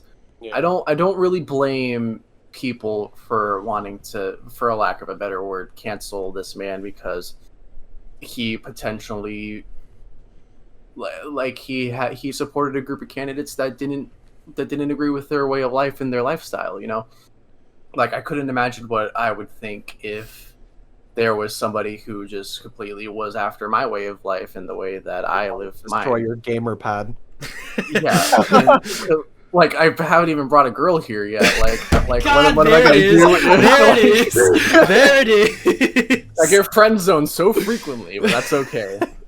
But it's just, Yeah, I see what you're saying, Brad. You know, like, as much as it sucks that Scott's being canceled, you know, but, like, you can't make everyone happy. It's impossible to make everyone happy. But, you know, Scott, you know, as an American, has every right to think what he wants to think, believe what he wants to believe. You know, like, he has every right to have whatever feelings he has. You know, and that all of us as Americans do. All of us as humans should have the right to think whatever we want to think and believe whatever we want to believe. as long as you're not hateful about If it. you're not, yeah, like if it all depends on how you act on it, you know. Because like if you think that Brad should die, I'm just kidding. Sorry, Brad. Julian, if you think Brad should die, I'm jealous of his gamer pad or something. It's perfectly, it's perfectly acceptable for you to think that because you're your own person. You can think whatever you want, but how you act on it. If you kill him, you know, you deserve either the death I mean, penalty if he or deserved it, jail. maybe. This is a whole other can of worms. That's fair. And, like, killing someone is completely different than just canceling someone. Obviously, I know, but it's like if Scott has his beliefs and he believes that with the people that he donated to, he didn't donate people, he donated to people. Let me just be very clear about that. Yes, he took all of his fan base and just spread it out among politicians. Among us. God. Yeah, we're gonna call the podcast right there. I get what it. Like, yeah, I think I can get what you're trying to say. Like, he donated to people who supported a lot of things he supported, so it would have been more beneficial for him to donate to those people, even though they might not believe in it. Like, they're very kind of hateful towards LGBT people, and it might not even be that they're hateful towards them. It's just maybe they have opposing positions to them. You know, it's not that they're necessarily like, abolish all of them, you know, like... I think just the best point to make about it is, like, there will never be a perfect candidate, I think, in anyone's eyes. Like, exactly. I won't say any political, like, I won't say any politicians that I support personally, but, like, no matter who I support, like, and who is in, like, the field today, there is no one who, like, 100% fits the bill of, like, what I support. You know, yeah. There was never going to be a perfect candidate. And Scott decided that, you know, despite the fact that I personally think that, you know, everyone who, no matter their race, no matter their gender, no matter their sexual orientation, anything like that, that they are as equal to me and everyone else out there. Everyone is equal in their own sense. Despite that the candidates that he wanted to support weren't fully supportive of that, it was a situation where it was there was a larger sum of things that these candidates did support. So at the end of the day, he just decided to pick the lesser of two evils. You know, it's like, why would I just pick this one thing where I could have like lower gas prices? I support that. Gas prices have been going down though. It's like down to $2.90 now. I'm super excited. Not where we are. It's still $3.15. Really? It's like down to $2.90 where I'm at. There's a Shell right next to our work where it's $3.15, and I'm like, oh man, the gas station right by my work, it's like $2.97, and I'm just like, heck okay, yeah. But can we just say how sad it is that $2.90 sounds good? It's so great. Like, when I went to Florida, gas was like $2.30. Oh. What's crazy? I went to New Jersey last week. Oh, that's right. I forgot you went. Prices for gas are all over the place. Like, we found gas stations that were $2.30, but we also found some that were $3.40. Like it was such a weird range. Like, I don't know why that happened. I don't know why that was the case. And I know, like this is a whole other tangent, but other like, factors play into that, like your way of life, like the standard of living, like jobs pay more in some areas than others, and like minimum wage is different in other places. But it was just like city to city, you know, like it wasn't like any big distance. But regardless, Scott, like I genuinely think he came from a good place when he was supporting these candidates, and just to see that, like, when he didn't have any ill will, that some people reacted in such a what's the word I'm looking for? Yeah. Food. I want food. My mom's calling me for dinner right now, and I'm trying to like postpone it as much as possible. But basically, yeah, it's just I think I can interpret what Brad's trying to say. Actually, wait, hold on. My brain is. I got you. Yeah, All right. So what Brad's basically saying is, like, Scott saw, okay, neither group is perfect. Neither person that I'm able to contribute to is perfect. Given the imperfections, this one, in my eyes, has less imperfections than this one. You know? So it's like, not even, like, less imperfections. They're doing more that Cawthon supports, right? Yeah, like they're doing more good than evil. Not to put good and evil labels on things. Right. Because, I mean, I know, like, disliking or hating LGBT people is pretty bad, especially to a lot of people. I thought you were including the first half of the word people in the... I was like, no, it's Q, not P. but, like, you know, it's just the fact that Scott Cawthon, he never supported the people he supported because they hated gay people or the LGBT people. He supported them because of the other things they supported. Exactly. And it's just like, because let's say there was a candidate that supported LGBT people, but then everything else he supported or wanted to, like, make better or change for America was everything Scott Cawthon never supported either. Like, yeah, so, like, if, say, he supports the LGBT, but he's gonna raise the income tax in every state by, like, 50%. It's like, why would you make that sacrifice? I'll leave you guys alone for 1 minute, and you guys are talking about income tax. What's wrong with you guys? Well, we're just talking about, like, examples of, like, you know, like... how he supported the different people, the two different groups that, like, either cancel culture would have preferred him to vote, or the people he preferred to vote. But you know? Regardless, at the end of the day, like, it happened, right? Yeah. And it's just sad to see that it got so bad to the point where he decided that he needed to step down. And it's just the worst fear that I have is, what are his situations with his income with the series? Because if you saw in the post that Kyle was reading off of, it's going to continue in some way. He's going to find people that he trusts. I'm sure Steelwool is going to continue to be a tremendous help to the series when it comes to the video game department. And he has his authors that he has his like he has access to like continue on with the stories if he wants to. But how much, since he's stepped away, like, if he's going to be able to earn as much to support his family, that's what I'm worried about. Well, the fact that some people have even done, like, death threats to his family. Like, his family is no longer safe anymore because of all that unraveling. And no man who, I believe, I say it multiple times, but Scott was a good man, and I don't think a good man like that should have to worry about that. Exactly. Like, and go ahead. Just going even further beyond, like, not only am I worried about Scott, I'm just further beyond. I'm worried about his child. I'm worried about FNAF. I'm worried about where it's going to go, because, you know, I don't doubt that it's just going to stop here, but, like, it's where's not it going to go? Yeah, it's not under Scott's direct supervision anymore. Like, it might not go. What if Scott's not in a position to where he can rip up the movie script anymore because it doesn't want to, it's not telling the story that he wants to tell? What if he's not in a position to where, you know, the lore is going the certain direction that he wants it to go in anymore? Like, FNAF could, it's kind of like on thin ice right now. It's like we don't really know where it's gonna go, and that's something that really scares me, because it was something that for 7 years of my life was really important to me. Yeah, and I hate to see that something like this sense of stability that I had in my life is all of a sudden, like, kind of just not so stable anymore. Yeah.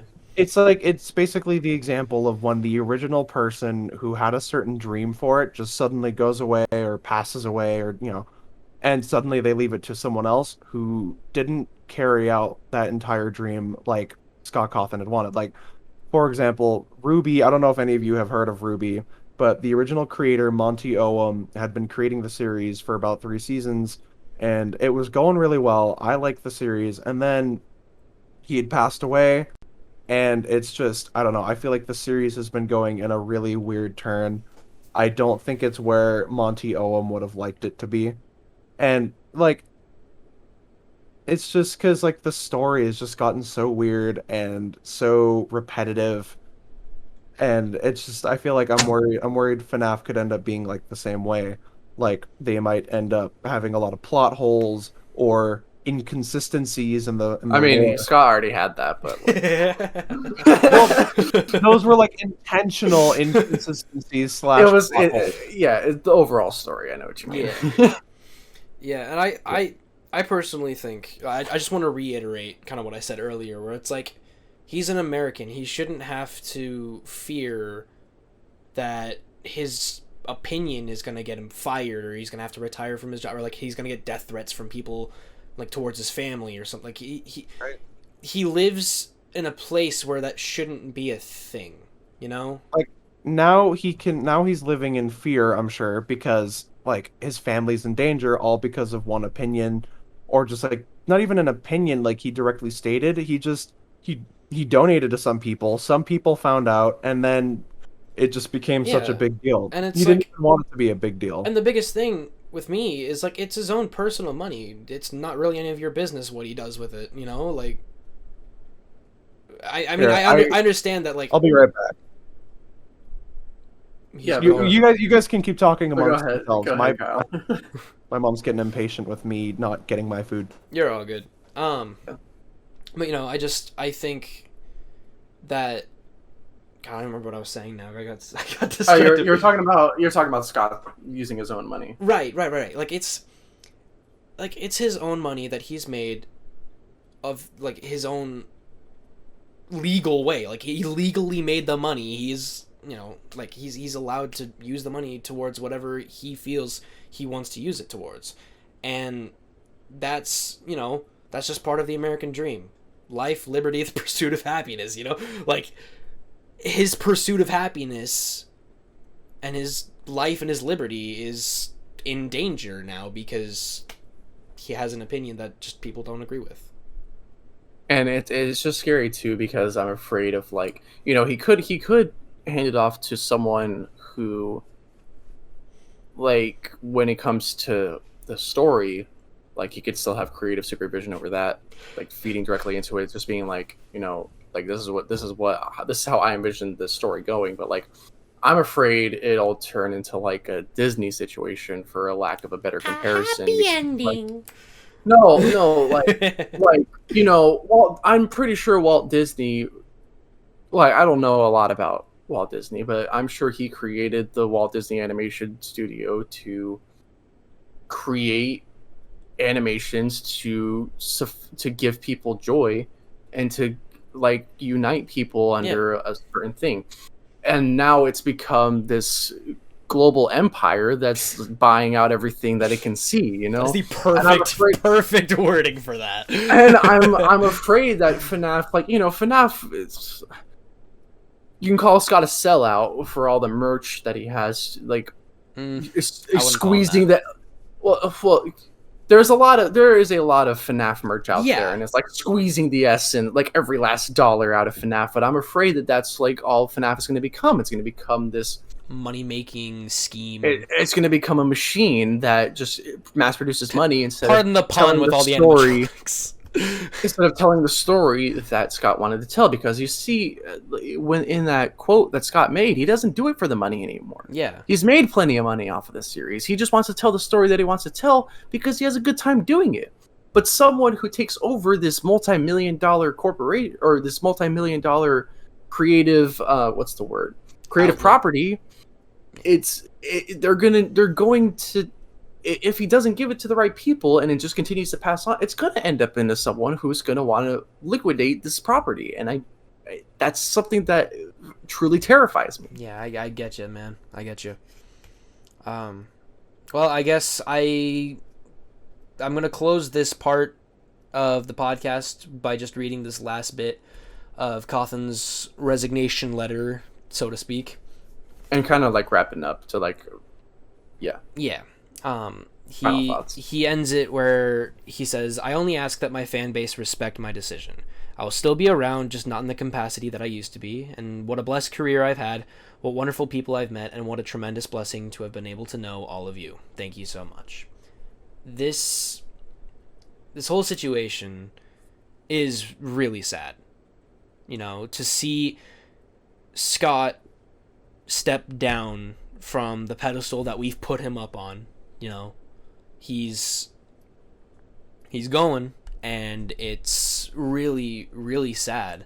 And like you said, like these last 7 years, you know, and as silly as it sounds for a game to be such an important part of your life, but like Five Nights at Freddy's has been a huge factor in a lot of people's lives. It's more than just the games. It's so much more than just the games. The community, you know, people have made friends or found soulmates through the community. You know, like people have gotten married. Like, oh, you like Five Nights at Freddy's? I like Five Nights at Freddy's, and they get, you know, they know each other better, and then Right. like there's And, like, and then like people have like they've established their like indie gaming career making fan games because they were inspired to make those said games, and now there's like what, 5 people being funded by Scott Cawthon to make these games, these really nice games, like One Night at Flumpty's, that's Five the Nights at first Candy's. example that you use. Well, okay, Five Nights at Candy's. I'm not saying it's a bad thing. I was just saying I thought it was funny. The joy of creation, you know, all these different games that these people were given an opportunity to create because Scott Cawthon had allowed them to. And, you know, pardon the pun, but it really is the joy of creation, you know? Like, Scott was just doing what he wanted to do. You know, he was just making a game. You know, all right, cool, I'll make a game. And it became something huge.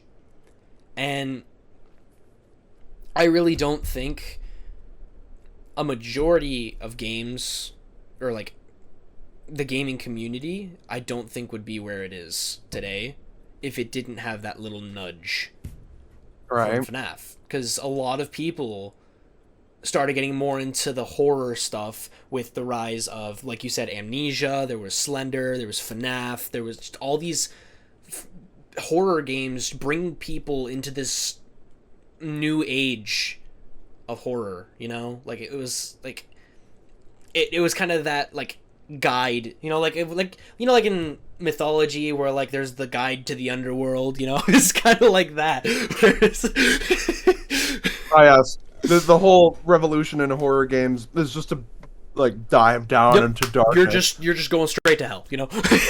Right. But like it's So, you wound up in hell. just, Phasmophobia is just because we're in hell right now.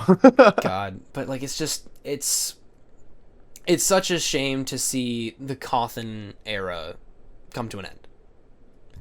And I think I speak for all 3 of us when I say thank you to Scott, first of all, just for everything that you've done, for the games that you've created, for the memories that you've been able to give us. You know, I remember getting yelled at by teachers in class because I'm sitting there watching YouTube videos of Markiplier playing FNAF, or, you know, like Right. trying to find a free version of FNAF to play unblocked on the school computers so I can play it myself. You know, like it, I was home from school by my mom, and I was playing Five Nights at Freddy's in the back seat, trying to beat 420 mode because my little tiny brain was trying to do it. And God, Brad, I saw that, Brad. I saw that. I made that joke earlier. Yeah. I guess I'll just for like my little closing bit. I guess I'll just tell you guys how I got into FNAF actually. So Kyle, you'll probably remember this, but around 7th grade, I moved for the first time. It wasn't that far for anyone who lives in Arizona. I only moved from Avondale to Goodyear. It wasn't a big move, but it was a big enough of a move to where I needed to go to a different school. And the only person that I knew was my childhood friend since I was 5 years old. He's the oldest friend that I've ever had. Kyle, unfortunately, you're not. You're a close second, buddy. You're a close second. Dang, but coming second. You're always number one in my eyes. Anyways, but I lived very close to my friend, and he was like, "Hey, you're moving right next door to one of my buddies." And I was like, "Okay, cool." So the first thing he did, he introduced me to her. And funny enough, what she was watching was Markiplier play Five Nights at Freddy's. Because it was 2014, I was 12 years old, and I was like, I've heard of this Five Nights at Freddy's thing, and I watched Markiplier play it, and I was like, this looks really interesting. And now you're married. No, I'm kidding. No, anyways. But it all just kind of built from there, I ended up finding game theory. That's how I got into Markiplier, was because she showed me him. And it led me to game theory because I was just so interested in FNAF and like what the deeper meaning behind it was, because I noticed some things. Like I was like, Golden Freddy was a thing. What's up with him? There's just all these little details about it. And like from that on, like I got introduced to the FNAF community. And I think that more than anything, I think even more than Scott, in all honesty, was what really was the most consistent part, and what I appreciate the most about FNAF is the community that Scott was able to get from just this one game that he made on a whim, because he just was throwing an idea at the wall because he needed to make it a successful game. Right, his career was failing, and it's just Five Nights at Freddy's was really that light that just helped him, find, I guess, peace in his career. And because of that, so many amazing people were able to, share this love for this game and, create just this Awesome community for something that is very hard to replicate, Like the honest community, Right. It's like, it's not really a once in a lifetime thing, but, it's not something you see very often. And, I really just, like Kyle already said, but I really can't help but not only thank Scott for everything that he did, for creating such an amazing franchise, but thanking the community for just being so accepting and being so inquisitive and like working together to like try to solve some of these questions that, all these trails and these breadcrumbs that were left behind for us to collect. We come together and like unite over this. It's such an incredible thing to see. And like, what other like, name any other gaming community that you can like equate this to. Like, there's not much out there. Yeah, I think the closest thing I can say is maybe Minecraft. yeah. Yeah. The Call of Duty fandom, that's a place full of hell. It's evolved several ways. None of them are good. Right. I mean, back when even like Modern Warfare 2, people were like throwing racial slurs at each other, and then now it's just that was just Xbox back in the early 2010s. I was gonna say that wasn't just COD. I mean, COD was a good platform for it. But yeah, I mean, I don't know. Just the COD community has never seemed connected. They all seem at each other's throats because they all hate each other, it seems. Yeah. Because they all keep, they just rage, they rage at the game because people are better than others and whatnot. Or like the Fortnite community, freaking the people who can build a skyscraper in 5 seconds. No one. But even then, like there was a whole entire game centered around the idea of who is the best at FNAF, and it wasn't man, screw you for beating my high score. It was support. It was like reaching milestones together as a community, like seeing Dako and all these other YouTubers climb and get a high score than the last, and people getting so excited for it. Like you said, like the Minecraft community is amazing. Don't get me wrong, but like there's so many different aspects and so many minute details about the series that we all unite over. Right. That's such a hard thing to replicate. Especially really since the Minecraft community is also kind of just like also a weird like unstable place. It's kind of half and half with the Minecraft community, because it's like half of it is really support. Like you look at Hermitcraft, and they're all super supportive of each other. They're like, these guys are great people. They are, you know, they're so supportive of each other. They help each other out whenever they can. They do stuff together, like, in life. Like, if you've seen Mumbo Jumbo and Grian, they do stuff together all the time. They were doing, like, Minecraft Earth. Yes, Minecraft Earth.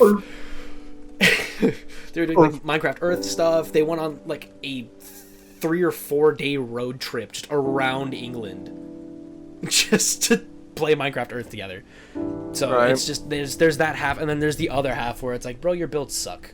Right, or like they're attacking the Mojang, like they're attacking Mojang because they released a half update. But like you look at Cyberpunk and they were getting rushed, like, and you saw what happened. They released an unfinished game that everyone hated. You know, the creators of Cyberpunk got even more backlash because they released it early and it wasn't what everyone's expectations. They don't know how the whole game producing process is. It takes time. You know, you've got to test all the bugs. Patience is the number one key to anything art. Movies, games, like portraits, photography, anything.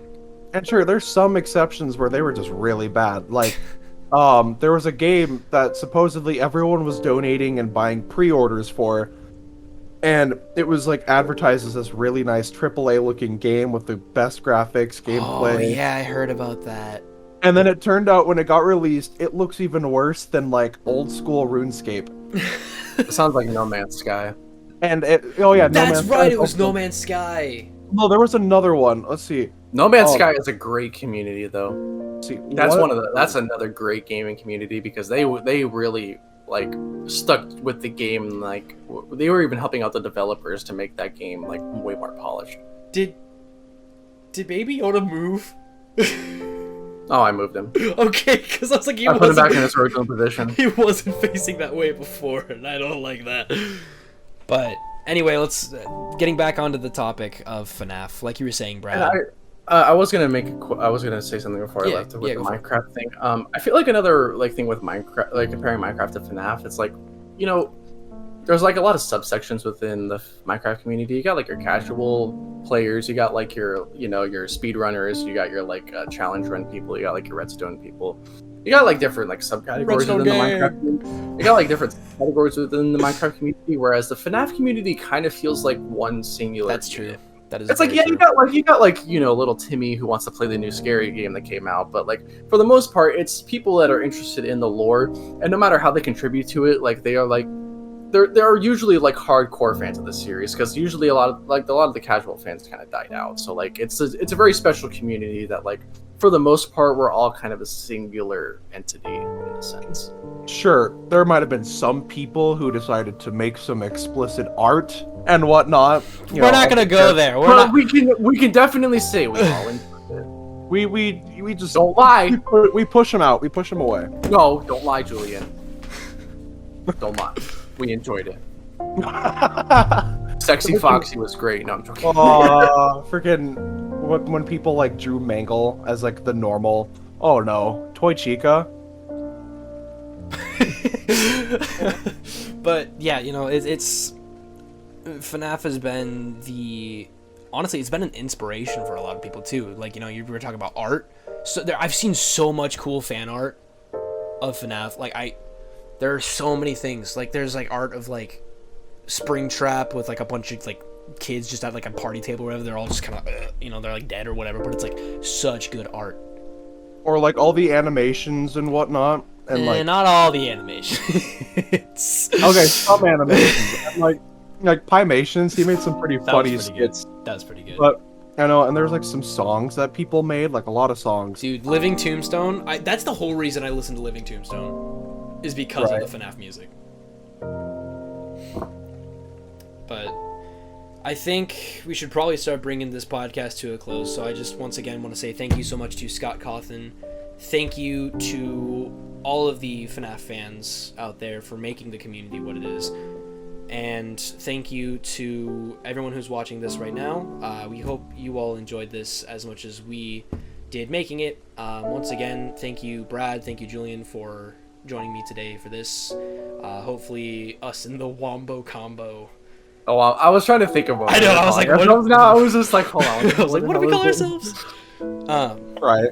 Not even joking, you guys. We thought of it like 5 minutes before we started. Legit, like 5 minutes beforehand, we're like, you know what? That sounds good. Let's go with it. And yeah, basically in summation, 0 out of 10, Five Nights at Freddy's sucks. But anyways, thank you everyone. Garbage game, never play again. Yeah, don't check it out. It's not worth it. Don't download. Don't go buy the whole set of games. Yeah, don't buy the original 4 games. Don't buy any of them. They're all horrible. Don't support Scott Cawthon in his time of need. Like don't even. But thank you everyone. We love you all. Hope to see you all in the next podcast, which we have no idea what it'll be about. And stick around for the ending because you all need to listen to this. I'm gonna play something very special at the end of this. But thank you everyone so much for watching, and we'll see you guys in the next one.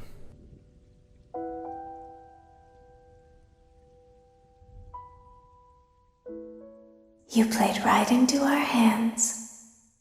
Did you really think that this job just fell out of the sky for you? No. This was a gift for us.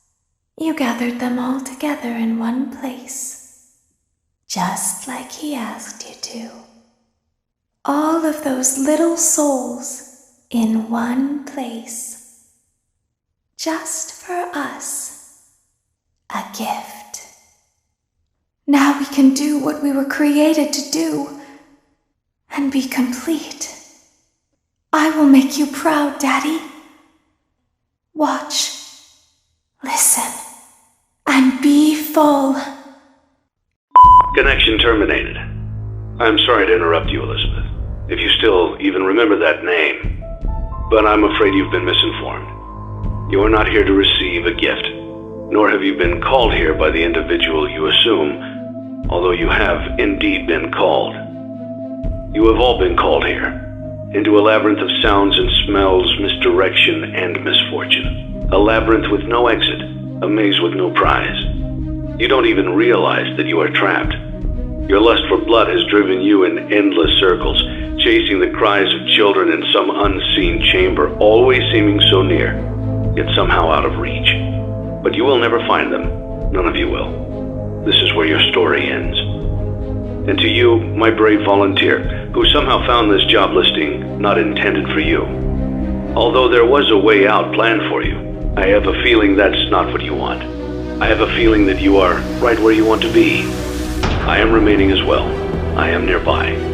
This place will not be remembered, and the memory of everything that started this can finally begin to fade away, as the agony of every tragedy should. And to you monsters trapped in the corridors, be still, and give up your spirits. They don't belong to you.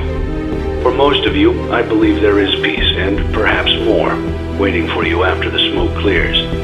Although for one of you, the darkest pit of hell has opened to swallow you whole. So don't keep the devil waiting, friend. My daughter, if you can hear me, I knew you would return as well. It's in your nature to protect the innocent. I'm sorry that on that day, the day you were shut out and left to die, no one was there to lift you up into their arms, the way you lifted others into yours. And then, what became of you? I should have known you wouldn't be content to disappear. Not my daughter. I couldn't save you then, so let me save you now. It's time to rest, for you, and for those you have carried in your arms. This ends, for all of us, in communication.